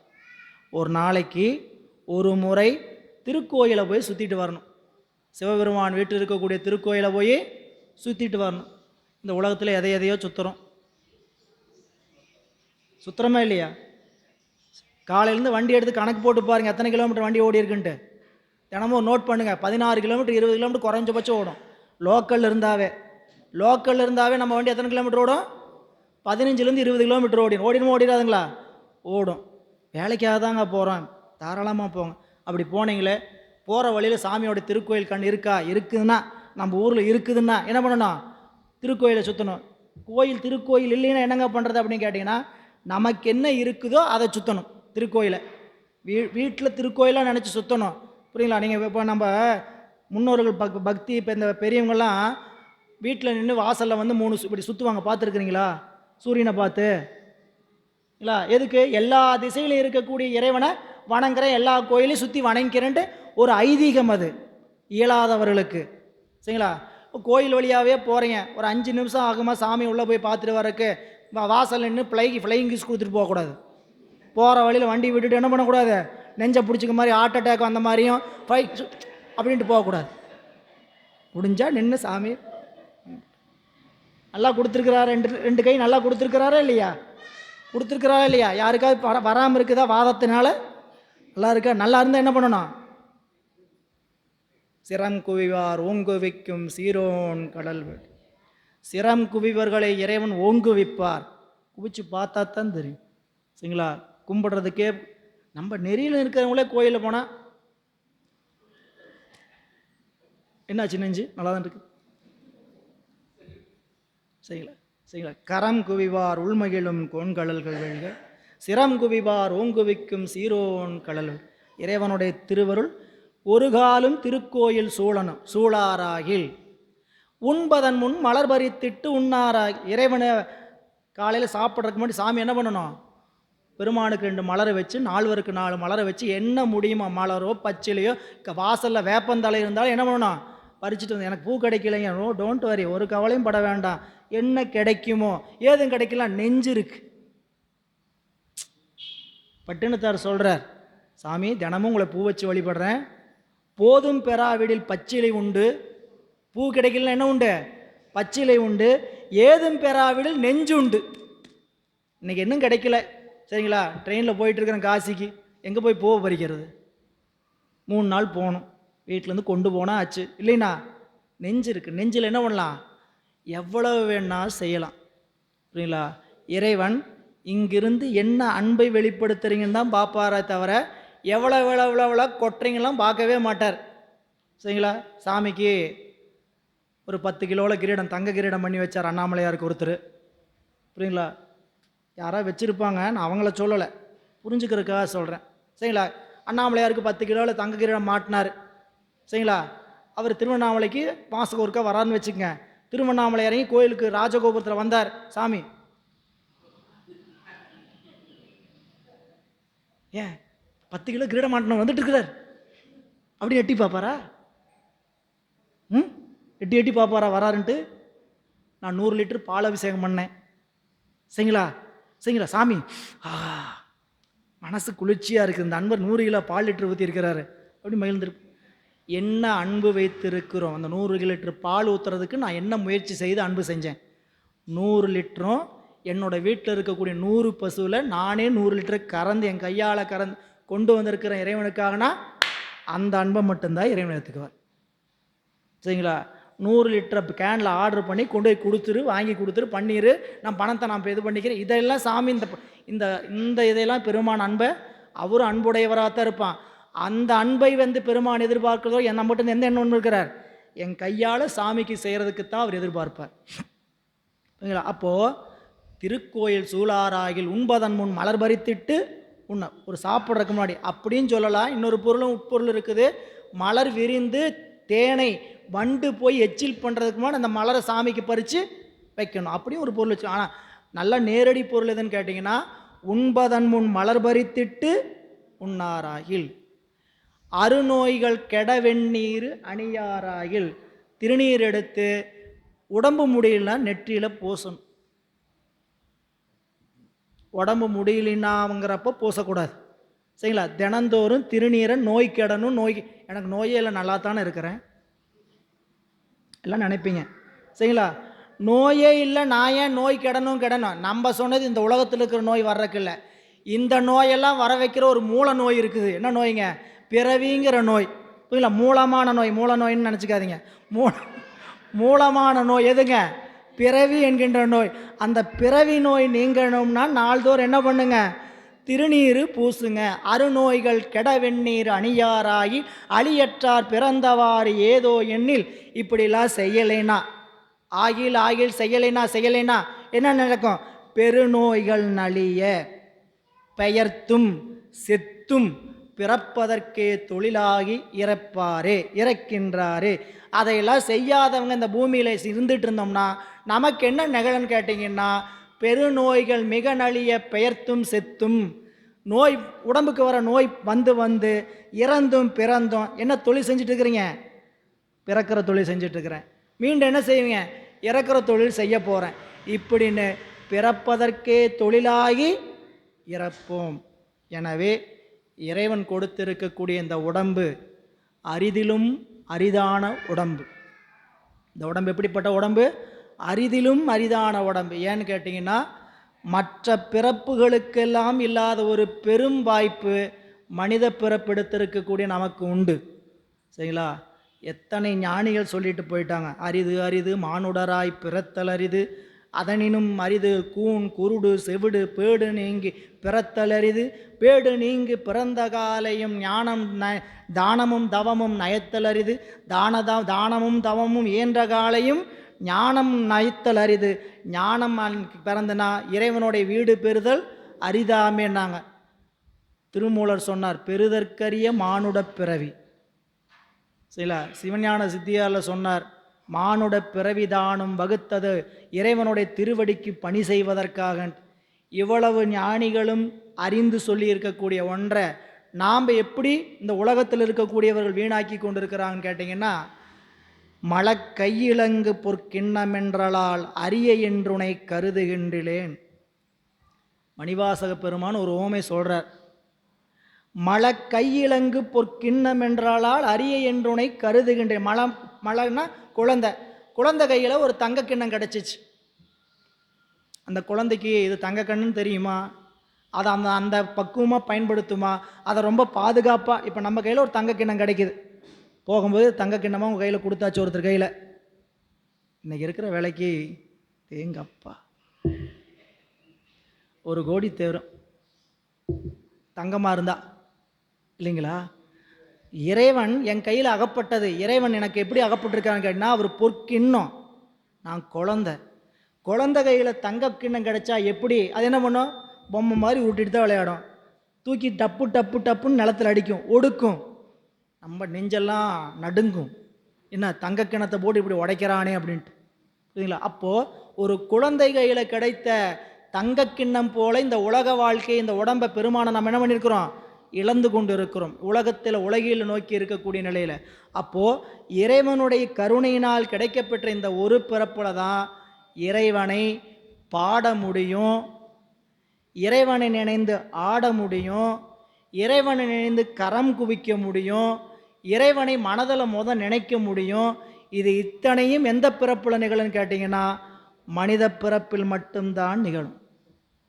அன்பர்களே, ஏன் இந்த மனித பிறப்பில் மட்டும்தான் முடியும், ஏன் இந்த மனித பிறப்பில் இத்தனை செயலை செஞ்சாகணும் அப்படின்னு கேட்டிங்கன்னா, இறைவன் எல்லா பிறப்பையும் கொடுத்திருக்கக்கூடிய நோக்கம் ஒரே நோக்கம்தான். எத்தனை பிறப்புன்னு உங்களுக்கு சொல்ல வேண்டியதே இல்லை. யாராருக்கு பட்டியல் தெரியுமா என்ன? நமக்கு யாருக்காவது தெரியுமா? டேட்டா லிஸ்ட் சாமி அவருடைய கம்ப்யூட்டரில் வச்சுருப்பார், சரிங்களா? 84 லட்சம் பிறப்பில் இந்த பிறப்பில் எங்கெங்கெல்லாம் என்னென்னவா பிறந்தோம், பேயா பிறந்தது எங்கே, நாயா பிறந்தது எங்கே, புரியுங்களா, பன்றியா பிறந்தது எங்கே, பல விலங்குகளா, உலக வாழ்க்கை, நமக்கு உயிர்கள், பல வகை தோற்றங்கள் தோன்றுகின்றன. சித்தாந்தம் படிக்கும்போது படிக்கிறோம், நூல்கள் படிக்கும்போதும் கேட்டிருப்பீங்க. நமக்கு 4 வகை தோற்றம், 7 வகை பிறப்பு, 84 லட்சம் யோனி பேதங்கள். நாம் பிறக்கக்கூடிய பட்டியலுங்க லிஸ்ட்டு என்னன்னு கேட்டிங்கன்னா,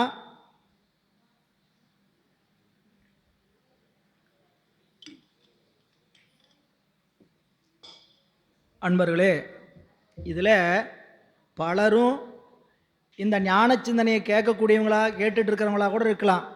ஆனால் 50% பேர் புதுசாக இருப்பீங்க. ஏன்? அடிப்படை செய்திகள்லேருந்து கொண்டு போகுது அப்படின்னு கேட்டிங்கன்னா, ஒரு 2-3 வகுப்புக்கு அறிமுகமாகத்தான் உங்களுக்கு இருக்குது. அறிமுகம் என்னதுங்க? வரலாறுகள். அந்தந்த வரலாறுகளை தொட்டு காட்டிட்டு தான் நம்ம நூலுக்குள்ளேயே போவோம். எனவே பெரிய புராணம் படிக்கிறதுக்கு முன்னாடி நம்மளுடைய அடிப்பாகம், அடித்தளம், கட்டிடத்தினுடைய அடிமானம் எப்படி இருக்கணுங்க? மிக உறுதிப்பாடாக, நான் சமயத்தில் ஏன் இந்த நெறியில் நிற்கணும், இந்த நெறியில் நிற்பதனால நமக்கு என்ன பயன் விளையும் அப்படிங்கிறது உறுதியாக நீங்கள் கொண்டீங்கன்னா தான் இந்த இடத்த விட்டு என்னாக மாட்டோம். எக்காரணத்தை கொண்டும் மனதில் இந்த நெறியில் ஒழுகுன்னு நினைப்போம். இங்கே சில நாள் வர முடியாமல் போகலாம், சரிங்களா? உடல் சூழல் காரணமாக, வீட்டு சூழல் காரணமாக வர முடியாமல் ஏதாவது ஒரு நாள் போகலாம். அப்படி இருந்தாலும் இங்கே வரலைனால் நான் வீட்டில் என்ன நினைப்போடு இருக்கணும்? இன்னைக்கு பெரிய புராணம் வகுப்பு, இன்னைக்கு சித்தாந்த வகுப்பு, அங்கே பாடம் என்ன நடந்துகிட்டு இருக்கும், இப்படி உணர்வு எப்போ ஓடுன்னு கேட்டிங்கன்னா, இந்த பாடத்தை படித்து இந்த வகுப்பில் சொல்லக்கூடிய செய்திகளெல்லாம் கடைபிடிக்கும் போது தான் நமக்கு நடக்கும். எனவே 4 வகை தோற்றம், 7 வகை பிறப்பு, 84 லட்சம் யோனி பேதம். 4 வகை தோற்றம்: கருவிலிருந்து வருவது, முட்டையிலிருந்து வருவது, விதையிலிருந்து வருவது, வியர்வையிலிருந்து உயிர்கள் எங்கிருந்தெல்லாம் தோன்றுன்னு கேட்டிங்கன்னா, இறைவன் எப்படி தோற்றுகிறார்? தோன்றலை, தானாக தோன்றலை. இறைவன் படைத்தல் தொழிலை செய்கிறார். எப்படி படைத்தல் தொழிலை செய்கிறார்? 4 வகை தோற்றம் கொடுக்கிறார். கருவழியாக வருவது, முட்டையின் வழியாக வருவது, விதையின் வழியாக வருவது, வியர்வை என்று சொல்லக்கூடிய அழுக்கின் வழியாக வருவது. இப்போது உங்களுக்கு என்னென்ன உயிரினம்லாம் தெரியுமோ மனசில் யோசிங்க. சும்மா மனசில் ஓட்டுங்க. மனம்ங்கிற குதிரை என்ன பண்ணுங்க? ஓட்டுங்க. அதான் நம்ம நினச்சி நான் வேண்டான்னு கட்டி பிடிச்சா கூட என்ன பண்ணாத, ஓடிக்கிட்டே இருக்குமே. அதை என்ன பண்ணணுங்க? கொஞ்சம் ஓட்டினீங்கன்னா அது என்ன சொல்லுங்க கேட்டிங்கன்னா, இந்த பள்ளி முட்டையிலிருந்து வருது, இந்த பாம்பு முட்டையிலிருந்து வருது, இந்த கரப்பாம்பூச்சி அழுக்கிலிருந்து வருது, தா நாய் கருப்பையிலிருந்து வருது, தா இந்த செடி விதையிலிருந்து வருது. இப்படி நீங்கள் மனசுக்குள்ளே ஆராய்ந்தீங்கன்னா, இந்த உலகத்தில் இருக்கக்கூடிய அத்தனை உயிர் கூட்டங்களும் 4 வகையிலிருந்தான் வரும். கருவிலிருந்து, முட்டையிலிருந்து, விதையிலிருந்து, வியர்வையிலிருந்து. அதில் அந்த 4ம் 7 பிரிவுகளாக மீண்டும் பிரியும்.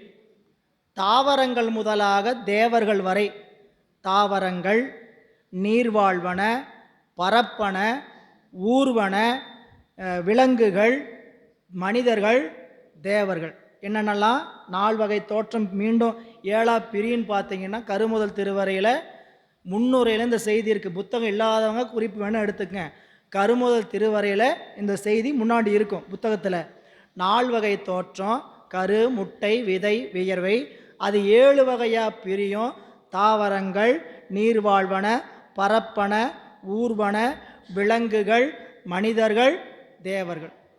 இந்த 7 கூட்டமும் 84 லட்சமாக பிரியும்.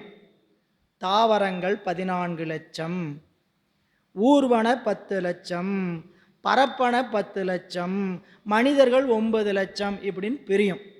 சரிங்களா? அப்படின்னா 9 லட்சம் தடவை நான் மனிதராக பிறப்பனா அப்படின்னு அர்த்தம். 9 லட்சம் தடவை மனிதராக பிறக்கிறது இல்லை. சரிங்களா? அது என்னன்னு கேட்டிங்கன்னா 9 லட்சம் மனித பிறப்பினுடைய வேறுபாடு. மனித பிறப்பினுடைய வேறுபாடுன்னா பேசுகின்ற மொழி, முக மாற்றம், இப்படிப்பட்ட செய்திகளை கொண்டு இறைவன் என்ன பண்ணுறாங்க? மனித பிறப்பு தான். ஆனால் செய்யக்கூடிய முறைகள், வாழக்கூடிய வாழ்க்கை முறை எப்படி இருக்கும்? வேறு மாதிரி இருக்கும். நம்ம ஊருக்கு புதுசாக ஒருத்தர் வந்தாங்க, பேசினார். பேசுகிறத வச்சு என்ன சொல்லுவீங்க?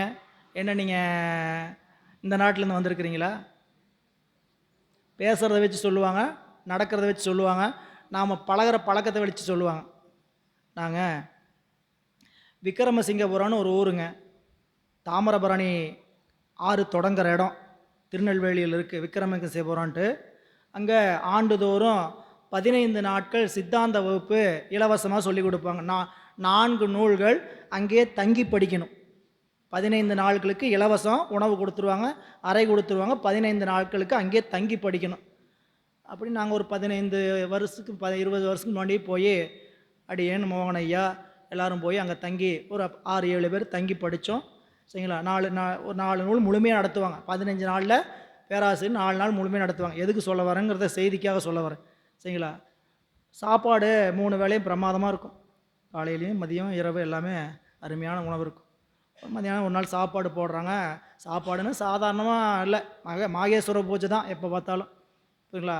சாப்பாடு போட்டாங்க. சாப்பாடு, சாம்பார், ரசம், தயிர், மோர், பாயாசம் எல்லாம் கொடுத்தாங்க. சரிங்களா? ஒரு ரசம் கொண்டு வந்து ஊற்ற வந்தாங்க. ரசத்தை இப்படி மொண்டாங்க. சரிங்களா? ஊற்றாங்க. ஐயா கொஞ்சம் கலக்கி விட்டு ஊற்றுங்கய்யா, கலக்கி விட்டு மேலே அப்படி எடுத்து ஊற்றுங்கய்யான்னு சொன்னோம். நாங்கள் சொன்னது கலக்கி விட்டு மேலே அப்படி எடுத்து ஊற்றுங்க. நீங்கள் கோயம்புத்தூர்லேருந்து வரீங்களான்னு கேட்டார். கோயம்புத்தூர் பக்கத்துலேருந்து வரீங்களான்னு கேட்டார். சார் ரசத்தை கலக்கி விட்டு மேலே அப்படி எடுத்து ஊற்றுங்கன்னு தான் சொன்னேன். எங்கேருந்து வரீங்களான்னு கேட்டார். கோயம்புத்தூர் பக்கத்துலேருந்து வரீங்களான்னு கேட்டார். புரியுதுங்களா? இப்படி நம்மளுடைய நடவடிக்கைகளை வச்சு மனித பிறப்பினுடைய வகைகள் மாறும். ஒவ்வொரு உயிரினமும் மாறும். இப்போ மரம்னு இருந்தால் மரத்தில் எத்தனை வகையான மரங்கள்? மாமரத்தையே எடுத்தோம்னா மாமரம், மல்கோவா, மாம்பழம், என்ன இந்த ஏலகிரிக்கு போனோம்னா அவங்க ஒரு பலாப்பழம் கொடுப்பாங்க. அந்த பலாப்பழம் வேறு டேஸ்ட்டு. ஒவ்வொரு ஊர்லேயும் ஒவ்வொரு பலாப்பழம் ஒவ்வொரு டேஸ்ட் இருக்கும். சரிங்களா? பலாப்பழம் தான் கேரளாவிலேருந்து பலாப்பழம் வர்றது வேறு, பன்ருட்டிலேருந்து வர்றது வேறு, ஏலகிரிலேருந்து வர்றது வேறு. புரியுங்களா? அப்போ ஒவ்வொரு ஊருக்கும் அந்த மரத்தினுடைய தன்மை என்ன ஆகுது? மாறுபடுகிறது, நிலத்தினுடைய தன்மை. அதனால் லட்ச பேதம் என்னன்னு கேட்டிங்கன்னா இதான் பேதம். அந்த பேதங்கள் புரிஞ்சுக்கிறதுக்காக சொல்கிறேன். மனிதர்கள் 9 லட்சம் மனித பிறப்பாக பிறக்கிறோம். அப்படி பிறக்கக்கூடிய மனித பிறப்பு மிக அரிதிலும் அரிதான மனித பிறப்பு. ஏன் அரிதுங்கிறதுக்கு திருக்கோவையாரில் ஒரு இடத்துல சொல்கிறார் மணிவாசக பெருமான். சரிங்களா? எப்படிப்பட்ட மனித பிறப்புன்னு கேட்டிங்கன்னா, மீண்டும் மனித பிறப்பு நமக்கு எப்போ கிடைக்கும்? யாருக்காவது ஐடியா இருக்கா? யாருக்காவது யோசனை இருந்தால் சொல்லுங்கள். அடுத்த மனித பிறப்பு எப்போ கிடைக்கும்? காசை சுண்டணும், தலையா பூ ஏதோ ஒன்று தான் இருக்கும். 2 பிறப்பு இருந்ததுன்னா அடுத்த பிறப்பு என்னவா இருக்கும்? கண்டிப்பாக ஸ்டாண்டர்டாக அதுதான். அடுத்த பிறப்பு நாய் தான். நாய் பிறப்பு எடுத்தாச்சு, அடுத்த பிறப்பு மனுஷ பிறப்பு தான். ஏன்னா நம்ம எல்லோரும் பல காலம் பேசிக்கிறது என்ன, நாயாக ஓடி உழைக்கிறேன். ஆனால் நமக்கு நாய்க்கு ரொம்ப நெருக்கம் ஜாஸ்தி. நாயாக ஓடி உழைக்கிறேன் அப்படிங்கிறனால அப்புறம் இந்த மாதிரி ரெண்டு தான் இருந்தால் ஸ்டாண்டர்டாக என்ன பண்ணிக்கலாம், மாற்றி தெரிஞ்சுக்கலாம். 84 லட்சம் பிறப்பில் 9 லட்சம் மனித பிறப்பு. இந்த மனித பிறப்பு இல்லாமல் மற்ற பிறப்புகளில் எத்தனை பிறப்பு இழந்தளித்தேன் அப்படின்னு மணிவாசக பெருமான் சொல்கிறாருங்க. புல்லாகி பூடாய் புடுவாய் மரமாகி பல்விருகமாகி பறவையாய் பாம்பாகி கல்லாய் மனிதராய் பேயாய் கணங்களாய் வல்லசுரராகி முனிவராய் தேவராய் செல்லா. அந்த இடத்த படிக்கும்போது அப்படி படிக்கணும், செல்லா அப்படின்னு இழுத்து படிக்கணும். செல்லா நின்றன்னு முடிச்சிடக்கூடாது. எப்படி படிக்கக்கூடாது? செல்லா நின்ற இத்தாவர சங்கமத்துள் அப்படி இல்லை, செல்லா நின்ற இத்தாவர சங்கமத்துள். ஏன்? அத்தனை பிறப்பும் பிறந்து இழைத்து சோர்ந்து போச்சு சாமி. எப்படி சோர்ந்து போச்சு? மாதா உடல் சலித்தாள் வல்வினையேன் கால் சலித்தேன் வேதாவும் கை சலித்து விட்டானே நாதா இருப்பையூர் வாழ் சிவனே இன்னும் ஓர் அன்னை கருப்பையில் வாராமல் கா. பட்டினத்தார் சாமிகிட்ட ஒரு விண்ணப்பம் வைக்கிறாரு. சாமி, என்னை பெத்து பெத்து போட்டு எங்கள் அம்மா சளிச்சு போயிட்டா. ஒரு அம்மாவும் 9 தடவை வைப்பாங்க ஒருத்தனைய. அத்தனை பிறப்பில் அத்தனை தாய் பெத்து என்னை என்னாச்சு, மாதா உடல் சலித்தாள். நான் பிறந்த எல்லா உலகத்துக்கும் ஓடி ஓடி வல்வினையேன் கால் சலித்தேன். சரிங்களா? உடம்பு ஓடி ஓடி கால் சலிச்சு போச்சு. என்னுடைய தலையெழுத்தை எழுதி எழுதி பிரம்மாவும் சலிச்சு போயிட்டான். வேதாவும் கை சலித்து, இனிமேல் ஒரு பிறப்புக்கு வராமல் காப்பாற்றிருங்கன்னு கேட்டார். அப்போது ஒரு பிறப்பு, மனித பிறப்பு கிடைச்சதுன்னா மீண்டும் அடுத்த மனித பிறப்பு எப்போ கிடைக்கும்ன்ட்டு மணிவாசக பெருமான ஒரு கருத்தை சொல்கிறாருங்க. இந்திய பெருங்கடல், அரபிக்கடல், வங்காள விரிகுடா. நம்ம இந்தியாவை சுற்றி எத்தனை கடல் இருக்குது? 3 கடல். இந்திய பெருங்கடல், இந்த பக்கம் அரபிக்கடல், அந்த பக்கம் வங்காள விரிகுடா. இந்த இந்திய பெருங்கடலில் ஒரு பெரும் மூங்கில் குச்சியை போட்டாச்சு, தூக்கி விசிறியாச்சு.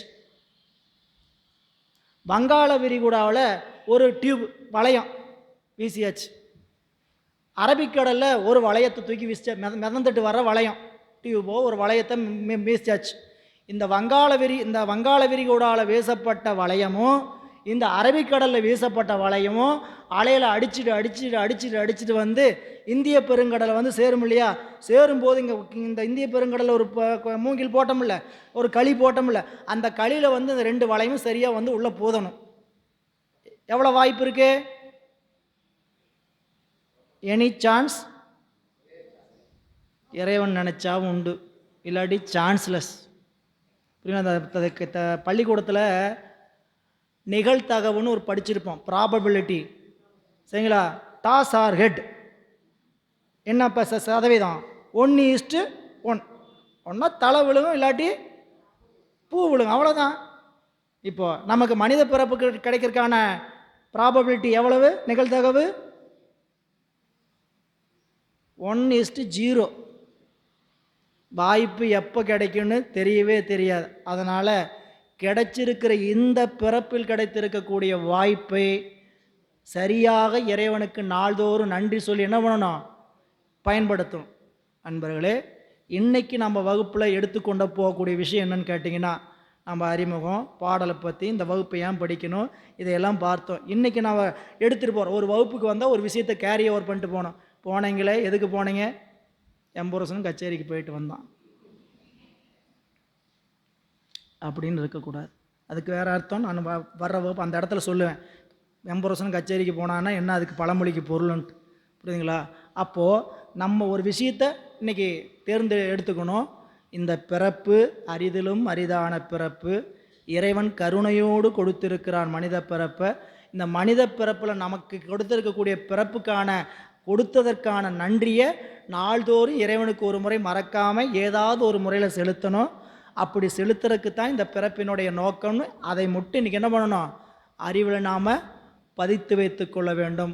அதற்கு இறைவனுடைய கருணையும் குருநாதருடைய கருணையும் நமக்கு துணை நிற்க வேண்டும் என்று நாள்தோறும் உங்களுக்கு யாரை 63 பிடிக்குமோ நல்லா மனதில் வேண்டுங்க. 63 திருத்தொண்டையும் சொல்லுங்கள், இல்லை யாரையாவது ஒருத்தரை மனதில் நினைத்து கொண்டே இருங்க. இப்படிப்பட்ட ஒரு வாய்ப்பு இறைவன் நமக்கு கொடுத்திருக்கிறார் என்று சொல்லி இன்றைய சிந்தனையை இந்த அளவில் நிறைவு செய்கின்றோம். மீண்டும் தொடர்ந்து வருகின்ற சிந்தனையை அடுத்த வகுப்பில் சிந்திப்போம் என்று இன்றைய சிந்தனையை இந்த அளவில் நிறைவு செய்கின்றோம். திருச்சிற்றம்பலம்.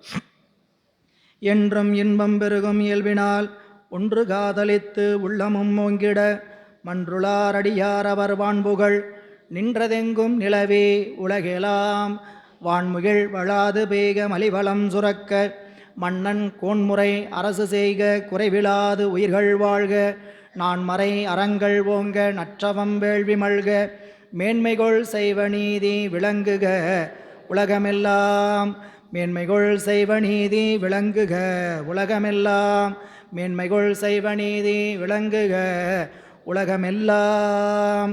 தென்னாடுடைய சிவனே போற்றே, நாட்டவர்க்கும் ஆரூர் அமர்ந்த அரசே போற்றே, சிறார் திருவையாரா அண்ணாமலையம் அண்ணா போற்றே,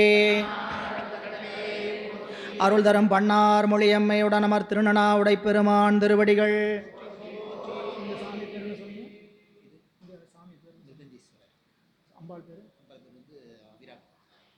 அருள் தரும் அபிராமி அம்மையுடனாய மிருதஞ்சேஸ்வர பெருமான் திருவடிகள். நால்வர் பொற்றாள் நம் உயிர் துணையே அருபான் மும்மை நாயன்மார் திருவடிகள் போற்றி. பிரான் தெய்வ சேக்கிழார் பெருமான் திருவடிகள். அன்பர்களே, பண்ணிட்டீங்களா?